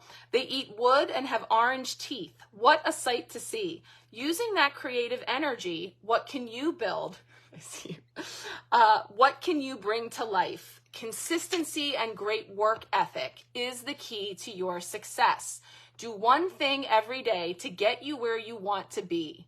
If something else comes up, come back to it right after. So it really is about persevering too. Perseverance through all of that, and knowing that sometimes the dam will break and we experience that all that comes forward, and then we slowly rebuild, and we use our gifts and our strengths and our perseverance and our ability to do that. So there's a lot of strength in that. That's a reflection back to you about how you are navigating all of those things at this time. So that's what I'm feeling coming in there for you with this beautiful card. Yeah. Knight of Pentacles for Gemma. There you go. Beautiful. I love that. Beaver for the Knight of Pentacles. Perfect. Okay. How we doing, guys? Robert, you did great. You really did great. I'm so proud of you. I was like, if I say that word one more time. All right. Oh, it doesn't let you tag Tiffany. You're welcome, Gemma. Thank you for coming out. Okay, so Tiffany is next. We just can't tag you. All right, let's see what's coming up for you, Tiffany. Isn't that weird how certain people can't be tagged? And then I saw you guys on the live on Friday and how certain people were blocked. And Marco Polo Sharecast, come check out my link. It's private. There's no ads. There's no algorithms. Marco Polo. All right, what's coming up for Tiffany? You sure can, Danielle. Jen will get you down. Okay, this one's for Tiffany. She's here. She's got it.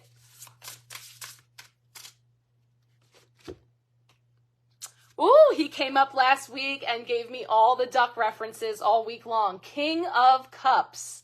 So I love this. They use the mallard duck here to represent the King of Cups. So we've got the Queen of Swords in our collective energy this week.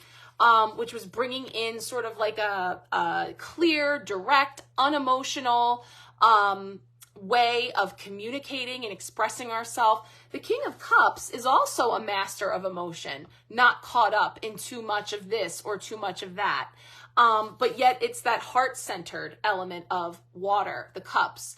And so when we see queens and kings and others in the court cards, it can represent ourselves and an energy that we have within us, or that we could stand to call in more of, or it could be people around us. The key message about this card, which I thought was really cool, was about sort of being an example for others simply by just holding your light, holding your position. And the King of Cups is, again, a mastery of emotion and being able to very intuitive, very in tune with others, but not overly emotional or under emotional. So really holding that, and it was kind of like water off a duck's back, like things not ruffling our feathers. And that just simply by doing that you're leading by example for the others around you, because the lesson was about allowing others to have their own path and learn their way and recognize that they may not be where you are, and meeting others where they are. And it kind of brings to mind, like I was saying last week about the mother duck and those ducklings, and allowing them to cross the street because she can't possibly carry all those ducks. She has to emanate and role model and lead them, but she's got to allow them to go on their own and have their own experiences. And so people around us who they might be our ducklings. They might actually be people in our care or in our leadership or in some way that we are actually leading.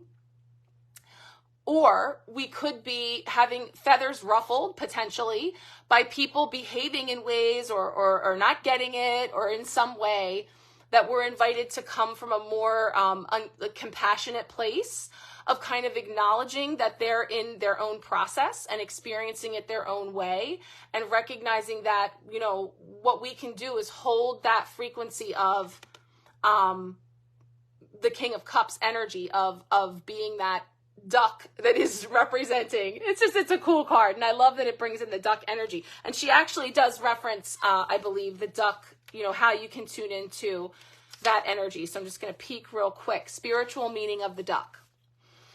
Seeing a beautiful mallard duck is mesmerizing. The males will dote on the females and protect her. He watches over her, giving her space to do her thing. Here it is. Yes. Okay. This is what I was remembering. Where in your life can you allow more space for others to grow? How can you show more unconditional love and compassion to yourself and others? Use your intuition to guide you in the right direction. So this is feeling like those dynamics with other people, meeting them where they are, potentially feeling a degree of frustration about that. I just see like the mother duck with like, there's always that one duckling that's like running over there or lagging behind or rushing ahead. And it's like the frustration and the fluster that we can feel from like dealing with all of these ducks. All these mother duckers that are all over the place. And it's like, wow, okay, so, if I'm handling something particularly well, or I've already experienced this, or I have this lesson, or I have this awareness, and then I feel frustrated that like, how do you not get this? Or when are you going to get this, or whatever? Then there's this invitation for us to come to the table with more compassion and unconditional love for recognizing that people are where they are. And the key message that we kicked off tonight was I had pulled this card ahead of the live, and it's talking about believing is seeing. So rather than having to see it in order to believe it, it talks about the lens that you come to the table with, what you believe and what you're looking at is what in fact you're going to see.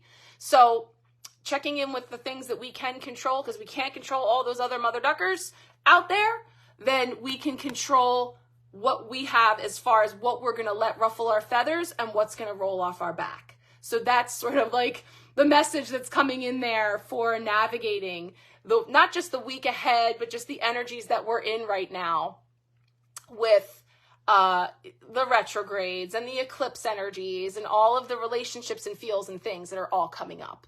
So, perhaps that resonates for you on some level, or will when you encounter some mother duckers. I hope it resonates for you. So there you go.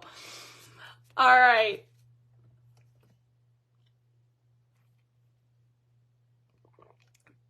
Oh yeah, I know that song. The duck goes quack, the cow goes moo, the pig goes oink. How about you? Yes, I know that one. Oh, good, Tiffany. I'm so glad. Thanks for stopping in. All right, next up we have the birthday girl. Let's see what is coming up for you. Chloe, we're going to pull a card for you, see what is coming up.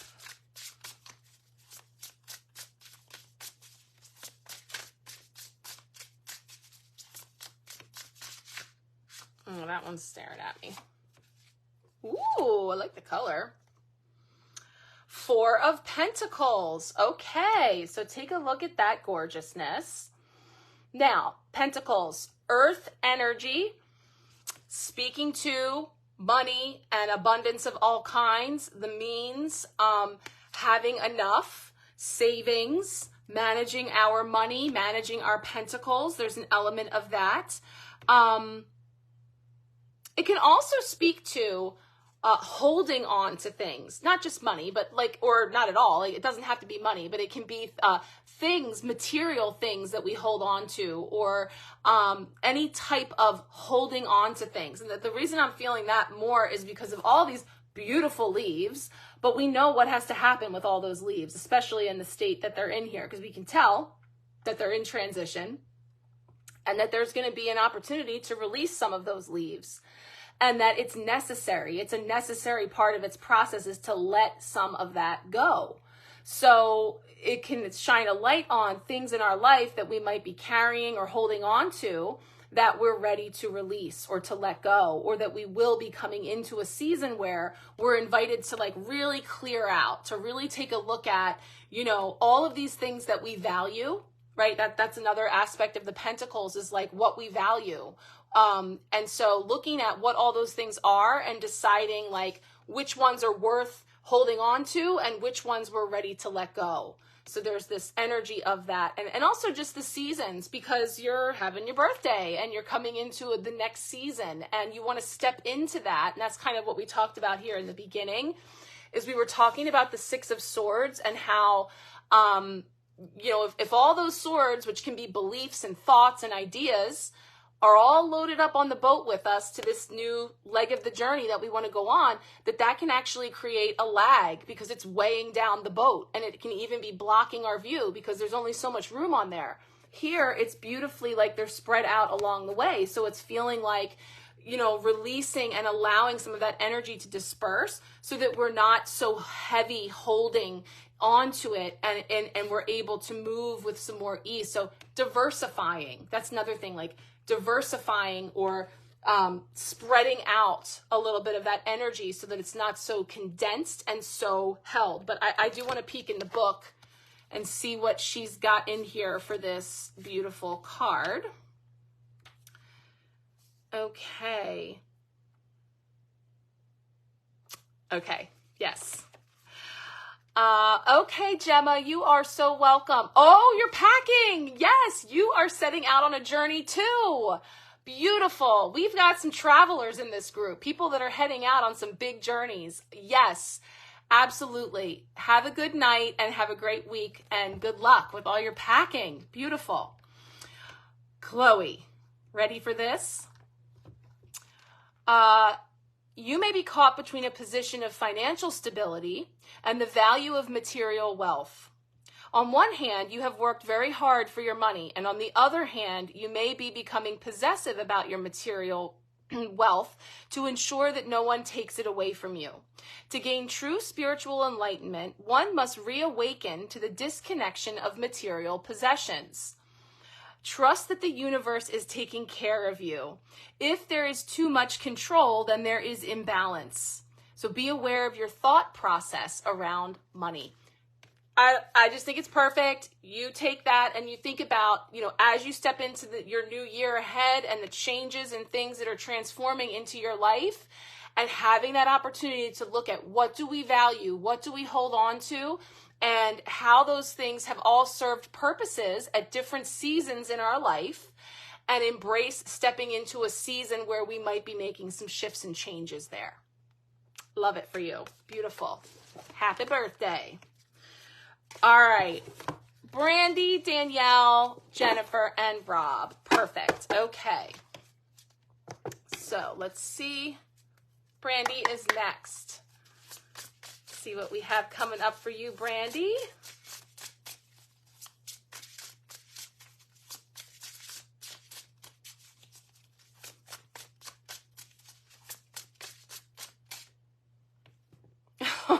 It's that Knight of Cups again. So I'm going to pull you another card. This is the one I just talked about with this energy of, well, it was a couple cards ago. You may or may not have been here.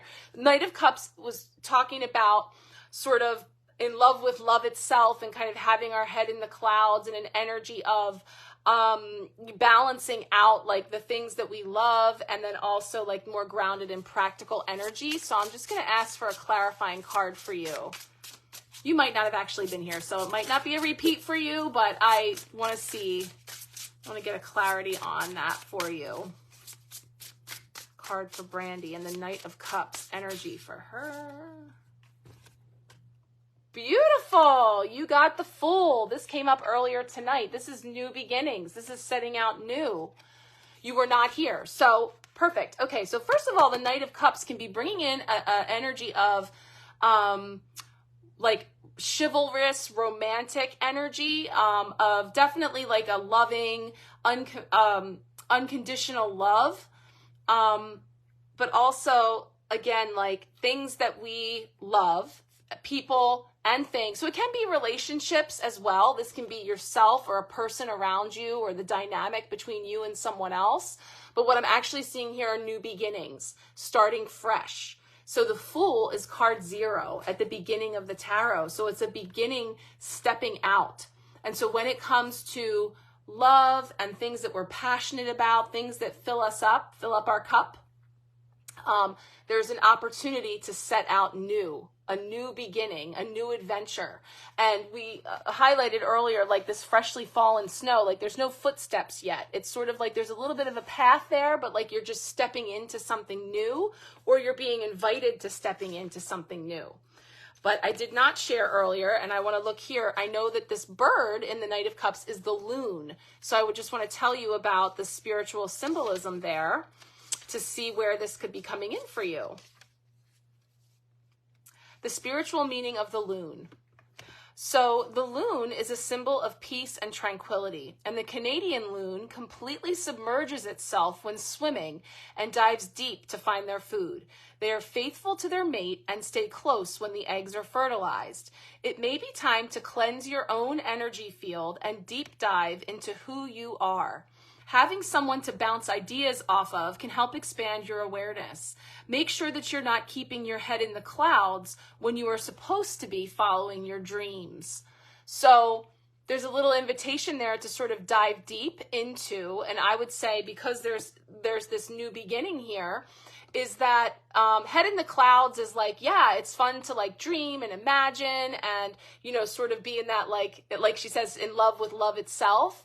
It doesn't have to be relationships, it can be, but just more like where you're at this time and maybe the things that you're looking to feed yourself with, you know, to nourish yourself with, because we're talking about the energy of the loon diving deep for its food, or, you know, you can dive deep into, and of course water is emotion. So it's like diving deep into the feels, allowing yourself to feel it. So there's also like an aspect of like escaping feeling the feels when we're up in the clouds, right? When we're sort of distracted too, there's like an energy of like, I don't have to deal with this thing if I'm up here. So when I dive deep and I allow myself to really take a deeper look, then I might find that that creates an opening for me to see a new pathway forward, to see possibility that I didn't recognize before.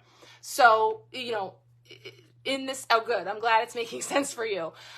In this energy that we've been in, with things being highlighted in our life, with things that are falling away, that we're finishing up with, cycles that are ending, relationships and things that we put our energy into that are shifting.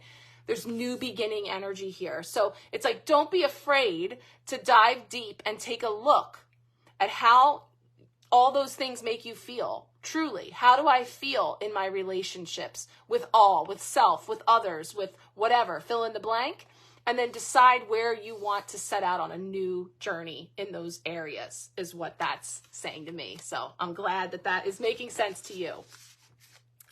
Very nice. Okay. Danielle, right? Danielle is next. Okay, let's see what's coming up for Danielle.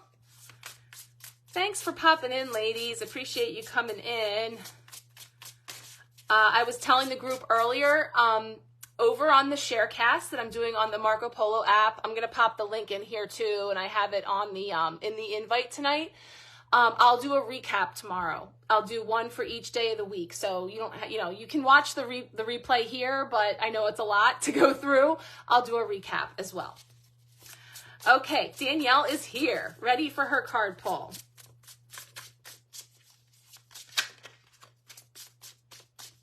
Oh, thank you so much. I appreciate that. Brandy, I saw you there. Thank you. I appreciate that. I hope you like it. And feel free to let me know anything, or if you have any questions, I'm here. But tomorrow you'll see, might even catch me on there live while I'm recording the highlights of the 5 cards for the week ahead. You are in the Marco. I love it. Okay, what's coming up for Danielle?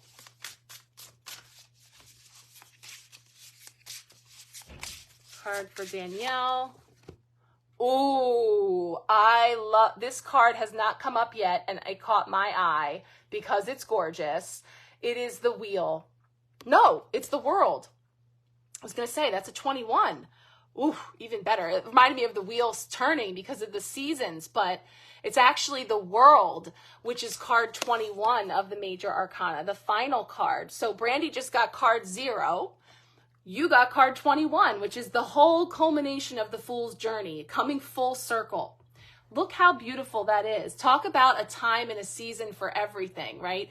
And so card 21 is when the Fool comes full circle into culmination, into fruition, into a final chapter that then sets forward a new one, and it continues to go, right? It's a continual process through the seasons and things coming whole, right? It's about time. You're waiting for that wheel to turn and for things to come into fruition with the world, right? So yeah, beautiful, beautiful, beautiful. Let's see what she says. This card is gorgeous, and I love that because I have a tree outside my window. I've done that before where I've taken photos of it in different seasons, and it's just so cool because when you think back over all the different places that you've been, and even if it was like a long, cold winter, you know, waiting and waiting, eventually, you know that that tree does bloom again. And then when you look back and you can see them all at once, it just helps us to kind of realize the interconnectedness of everything having its time and season. But this too shall pass, or this too will come to fruition. And that time is coming forward for you, which is really exciting. So she's speaking to living in Canada and how it's such a great way to see and celebrate the cycles as they're very in your face. You're like, yes, I've been very aware of the cycles in my face. Each season is very prominent and distinct.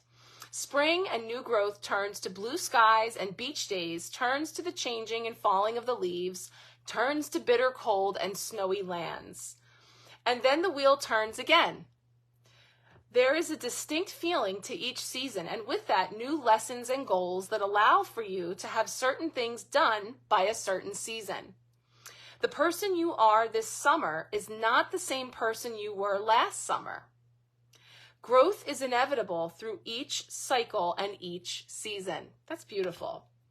So your message is here: give yourself a hug, and a huge hug and smile out into the world. You have just completed a cycle. Transformation and life lessons have been learned and implemented into your life. One door is closing and a new cycle of learning is emerging. Take the time to celebrate your success. Know that whatever you learned and completed in this cycle may come up again as a test in your next cycle. You have grown from experience and have learned that each choice you make creates the next story in your life. So use this knowledge as wisdom through everything that you do. I love that. That's my credo. It's like, yes, the wheel turns, we go through these cycles, we may very well experience something much like this again. But when we do, we're going to be coming through the lens of the knowledge and the wisdom and the tools that we have gleaned through the cycles before. I am not the same person I was the last time that I experienced this. And this is saying, believing is seeing. If I choose to see it as Groundhog Day, like yet again, another time this is happening, I thought I already did this and now it's happening to me again, then sure enough, there's going to be this exasperated kicking and screaming through the seasons, right? But if you view it through the lens of a healed version of you, or a healing version of you, beautiful, that you say, oh yeah, I know this energy. I've seen this before. I've seen this come up before. And when it did, I was in that place, coming through that lens. But now I'm here and I see it this way and I have these tools. And so now I get the gift to do it again in a different way and experience it anew. And so when we can shift our perspective to see it that way, then we are able to move through those seasons with more grace and ease, and maybe even a few more nuggets of wisdom, a few more tools in our belt, or even deeper healing. So that's really beautiful. I mean, this is the beautiful card to get on the other side of an eclipse, full moon energy that we've just come through, to know that you have finished a cycle, that you are entering into a new season, and you're doing so really with this beautiful perspective of understanding that they each have served a purpose for you. So beautiful. I'm so glad to hear that. Yeah, it's a great opportunity this time for us to embrace healing if we can. And so how am I going to experience this thing? And that's where our power lies. And so when we harness that, that's when we truly can bring in lasting, meaningful healing. So that's really beautiful. I love that. That's a beautiful card for you. Wonderful. Okay. So we're to Jennifer and Rob, right? All right. Very nice. All right, Jen, let's see what's coming up for you. You guys said you have some company coming, things going on. What do we need to know for you guys? Well, for Jen, this one's for Jennifer first. These jumpy cards, my jumpy thumbs, I don't know. Moving and shaking. Oh, Rob, prepare yourself. Squirrel. Oh, Rob's family's coming in 2 weeks. Oh, good. So you have time to prepare. Oh, I love it. I love it. Every deck, there's a squirrel. I love it. Okay. So you've got a little of that Pentacles energy coming in here for you too, like Gemma had with the Knight of Pentacles. You have the Page of Pentacles energy. You need the entire 2 weeks. You know what I was hearing? And this song came up for me the other day. I'm just a squirrel trying to get a nut. And it's like, so move your butt to the dance floor. You know that? You know what I'm saying? That one, taking us back. Was that CNC Music Factory? But I feel like it's like gathering up all the nuts, preparing the space, getting it all together, you know, and so you are on this journey. Yeah, I know, right? I noticed a pattern, Jen. There is a time and a place in your life where you know the movie quotes and the music very well. I get it. I know. It's probably been a long time since you've been able to really take in take in all the music and movie references. So let's see. I just want to see what the Page energy is bringing in, because we know that front and center for you is going to be this busy beaver that we had over on the Knight of Pentacles, but here we have it as the Page with the squirrel energy. So let's see what's coming up there. Okay, you are strategically putting into motion your goals and dreams. In order to be successful, you need to stay focused and aligned with your purpose.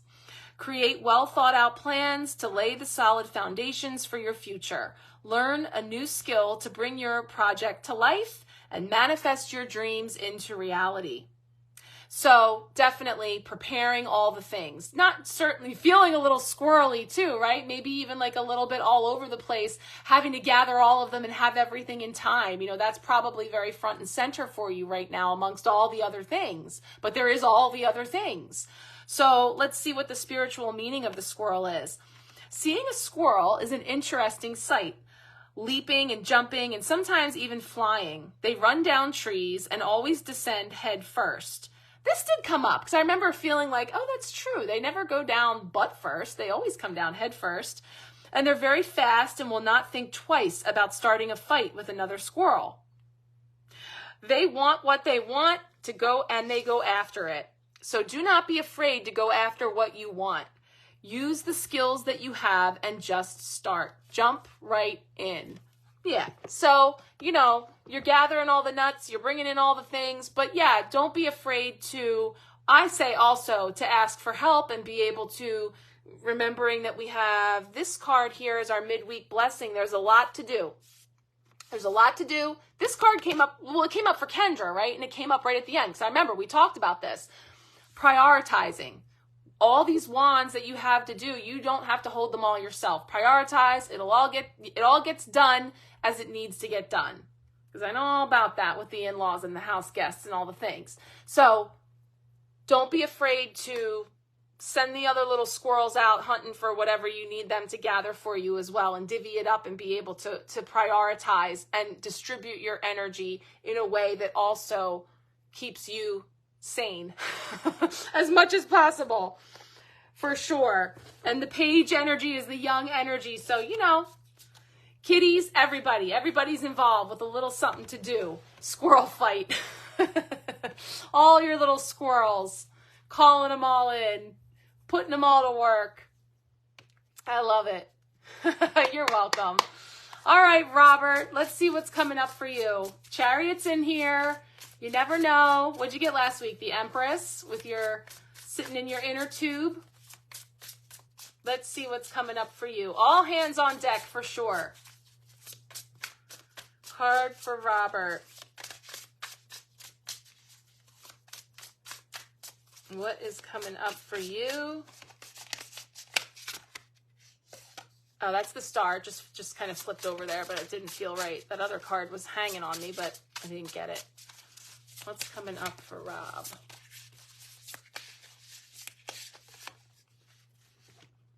Ooh, yeah, we saw this one. Oh, it's the Page of Wands. So you both have page energy tonight. And the Wands is bringing in the Ladybug energy. And it is, again, like our sparks and our passion. At least the lights are still on. We still have that going for us, right? When the lights go out, then we know. Curtain call. So you have this energy here with the Page of Wands. And pages are messengers and bringing things in. And again, this came up, and I don't know who got it, but we were talking about it because of luck, Lady Luck, and the ladybug energy coming in, but also the new growth and the rebirth of things coming in for you. But the wands speak to our passion, our work, the things that we're doing to express ourselves. And so I feel too like you getting into a groove maybe with some of those things. Luck be a lady tonight. Oh, that's funny. My husband, he's an excellent grill master, as I know you grill as well. And he makes a great steak. And he made steak on last night. And he has a thing that whenever he serves steak, he has to play My Way. So he puts on My Way, and the kids go, oh. And now he goes, all right, who is this? And he has them say, and they all know. Like, they all know. And then we say, oh, we'll say like, oh yeah, he was also known as Old Blue Eyes and all the, and we make them listen to all that music. So Luck Be a Lady is one of the songs that comes in on the playlist there. All right, so let's see what's coming in for your Page of Wands. As you embark on a new spiritual journey of learning and self-expression, you are eager to learn new things about who you truly are, why you are here, and what life actually means to you. Your mind is open to all possibilities. Move forward with clear intentions. You are ignited with passion and new ideas.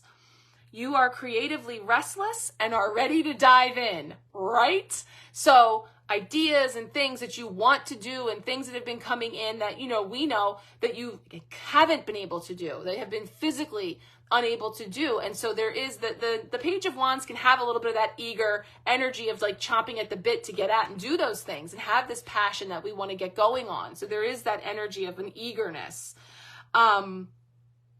So I don't know if you're having testing done this week and things that could be coming in terms of news or, other things that can help sort of shed some light on all of that as far as your potential for doing some things.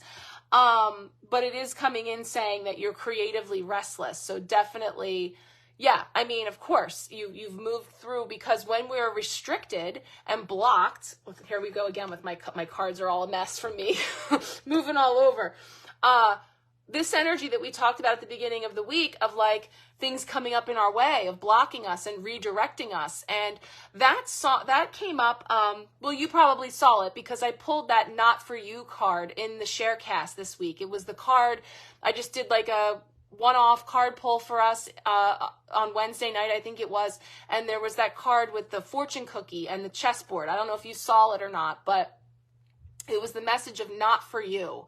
And it was about something being denied you, or something that you maybe have been working at for a long time, a game you've been playing, you've really strategized, really were planning for, and then it not working out the way that you expected. And there was this notion of, man's rejection is God's protection, or the universe protection, meaning like sometimes the things that are denied us are actually the universe protecting us. And to that I added from protection to redirection. So being redirected in a way that as we're going through it and we're getting that nope, that denial, we might not be feeling all that great or lucky about it. And yet on the other side, once we navigate around that boulder, around that iceberg, or whatever it is that comes up in our way, that we be able to have that full panoramic view from the hot air balloon, that we can then see a bigger picture of what was it all for and what did it serve. Lastly, the spiritual meaning of the ladybug. Seeing a ladybug creates a stirring of positive emotions, the happiness frequency. Yeah, it's really showing you what you want to do. Yeah, perfect. It's awakened in you. Like the wands are like the sparks, your fire, your desires, what lights you up and illuminates possibilities. The pages are messengers too. So they come in with the message of, and then in whatever energy they hold. So wands are the fire, the sparks, it's sacral chakra energy. I want. What do I want? And then how am I expressing that into the world? And so it's awakened that into you. Okay, Tiffany, thank you for coming. Have a great week. So absolutely. And so the ladybug gives you the energy to move forward into that next phase and gives you the creative energy to do so. The color red is aligned with the root chakra, the base of your safety and security. So, and we're going to talk more about this. And this week, I'm going to be tuning in for your part 2. And we're going to talk about that because that's going to tie into the energetic perspective of the injury and the symptoms and all of those things. And it's absolutely going to be like base trunk energy, literally what holds us up and moves us around the world. So that's perfect for you. I love it. You know it. You're feeling it. It makes great sense. I love it. The pages energy is a lot. There's a lot of youthful energy at the Kelseys right now with double pages for this week of messages and just motivation to get her done. And I always say, I don't like it, but this is just my MO. It's like, I have to, like, I got to do it too. If somebody, I've been waiting for somebody to come and put my Easter decorations away and it's just not happening. Like, and I only have Easter decorations because the kids like all these little tchotchkes, and like my mom, bless her, she gets them like a little knickknack every year. Each one of them, all 4 of them get knickknacks every Easter. It's like her thing. So it's like, all these things have to be like wrapped up and put away. And I'm like, why do I put this stuff out? That is all to say, nobody has showed up yet to put my Easter decorations away. They're all still living in a room on a table. And for Mother's Day, the grill master is going to be making dinner, because that's next Sunday, and it's going to light a fire under me. Whether I like it or not, I'm going to have to put that shit away. So I'm feeling that energy of like, I don't like that this is where I have to work under pressure, but that is when I work best. And I know you're the same, Jen. So it's like, when I know company's coming, when I know that we got to eat at that table, suddenly I'm going to be wrapping up those eggs and bunnies and moving on. So at least it motivates me to do the thing, right? I just wish I would do that for myself when there was nobody coming and we were just eating at the little table. It's not for the special company. But anyway, guys, thank you. Yes, men love I know, and good for you, because and women too. A lot of women I know grill too, but I appreciate that he has an art to it. So yes, it is Zen. So yes, for real, Jen, I know, I see you, I know. So I'll be thinking of you while I'm wrapping up all my stuff too. Cleaning it all up, getting it all together. All right, you guys, thank you all so much for being here. Those of you that have hung in, you stay in the kitchen. I know, me too. I'm great. I'll do the supportive role, but I'm just not a griller. And thank you again for being here. Again, if you want to check out the Marco Polo Sharecast, that link is in with this event. I'm going to drop it in the comments here too. that is where tomorrow I'll be recording a recap of all our week ahead cards and other little goodies throughout the week. I will be recording walking meditations throughout the month too that I'll share at some point. So would love to see you over there. But thank you all so much. I appreciate you. I'm sending you lots of love and many blessings. Have a great week. All right, Mila, I'll talk to you on the polo. Bye, guys. Take good care.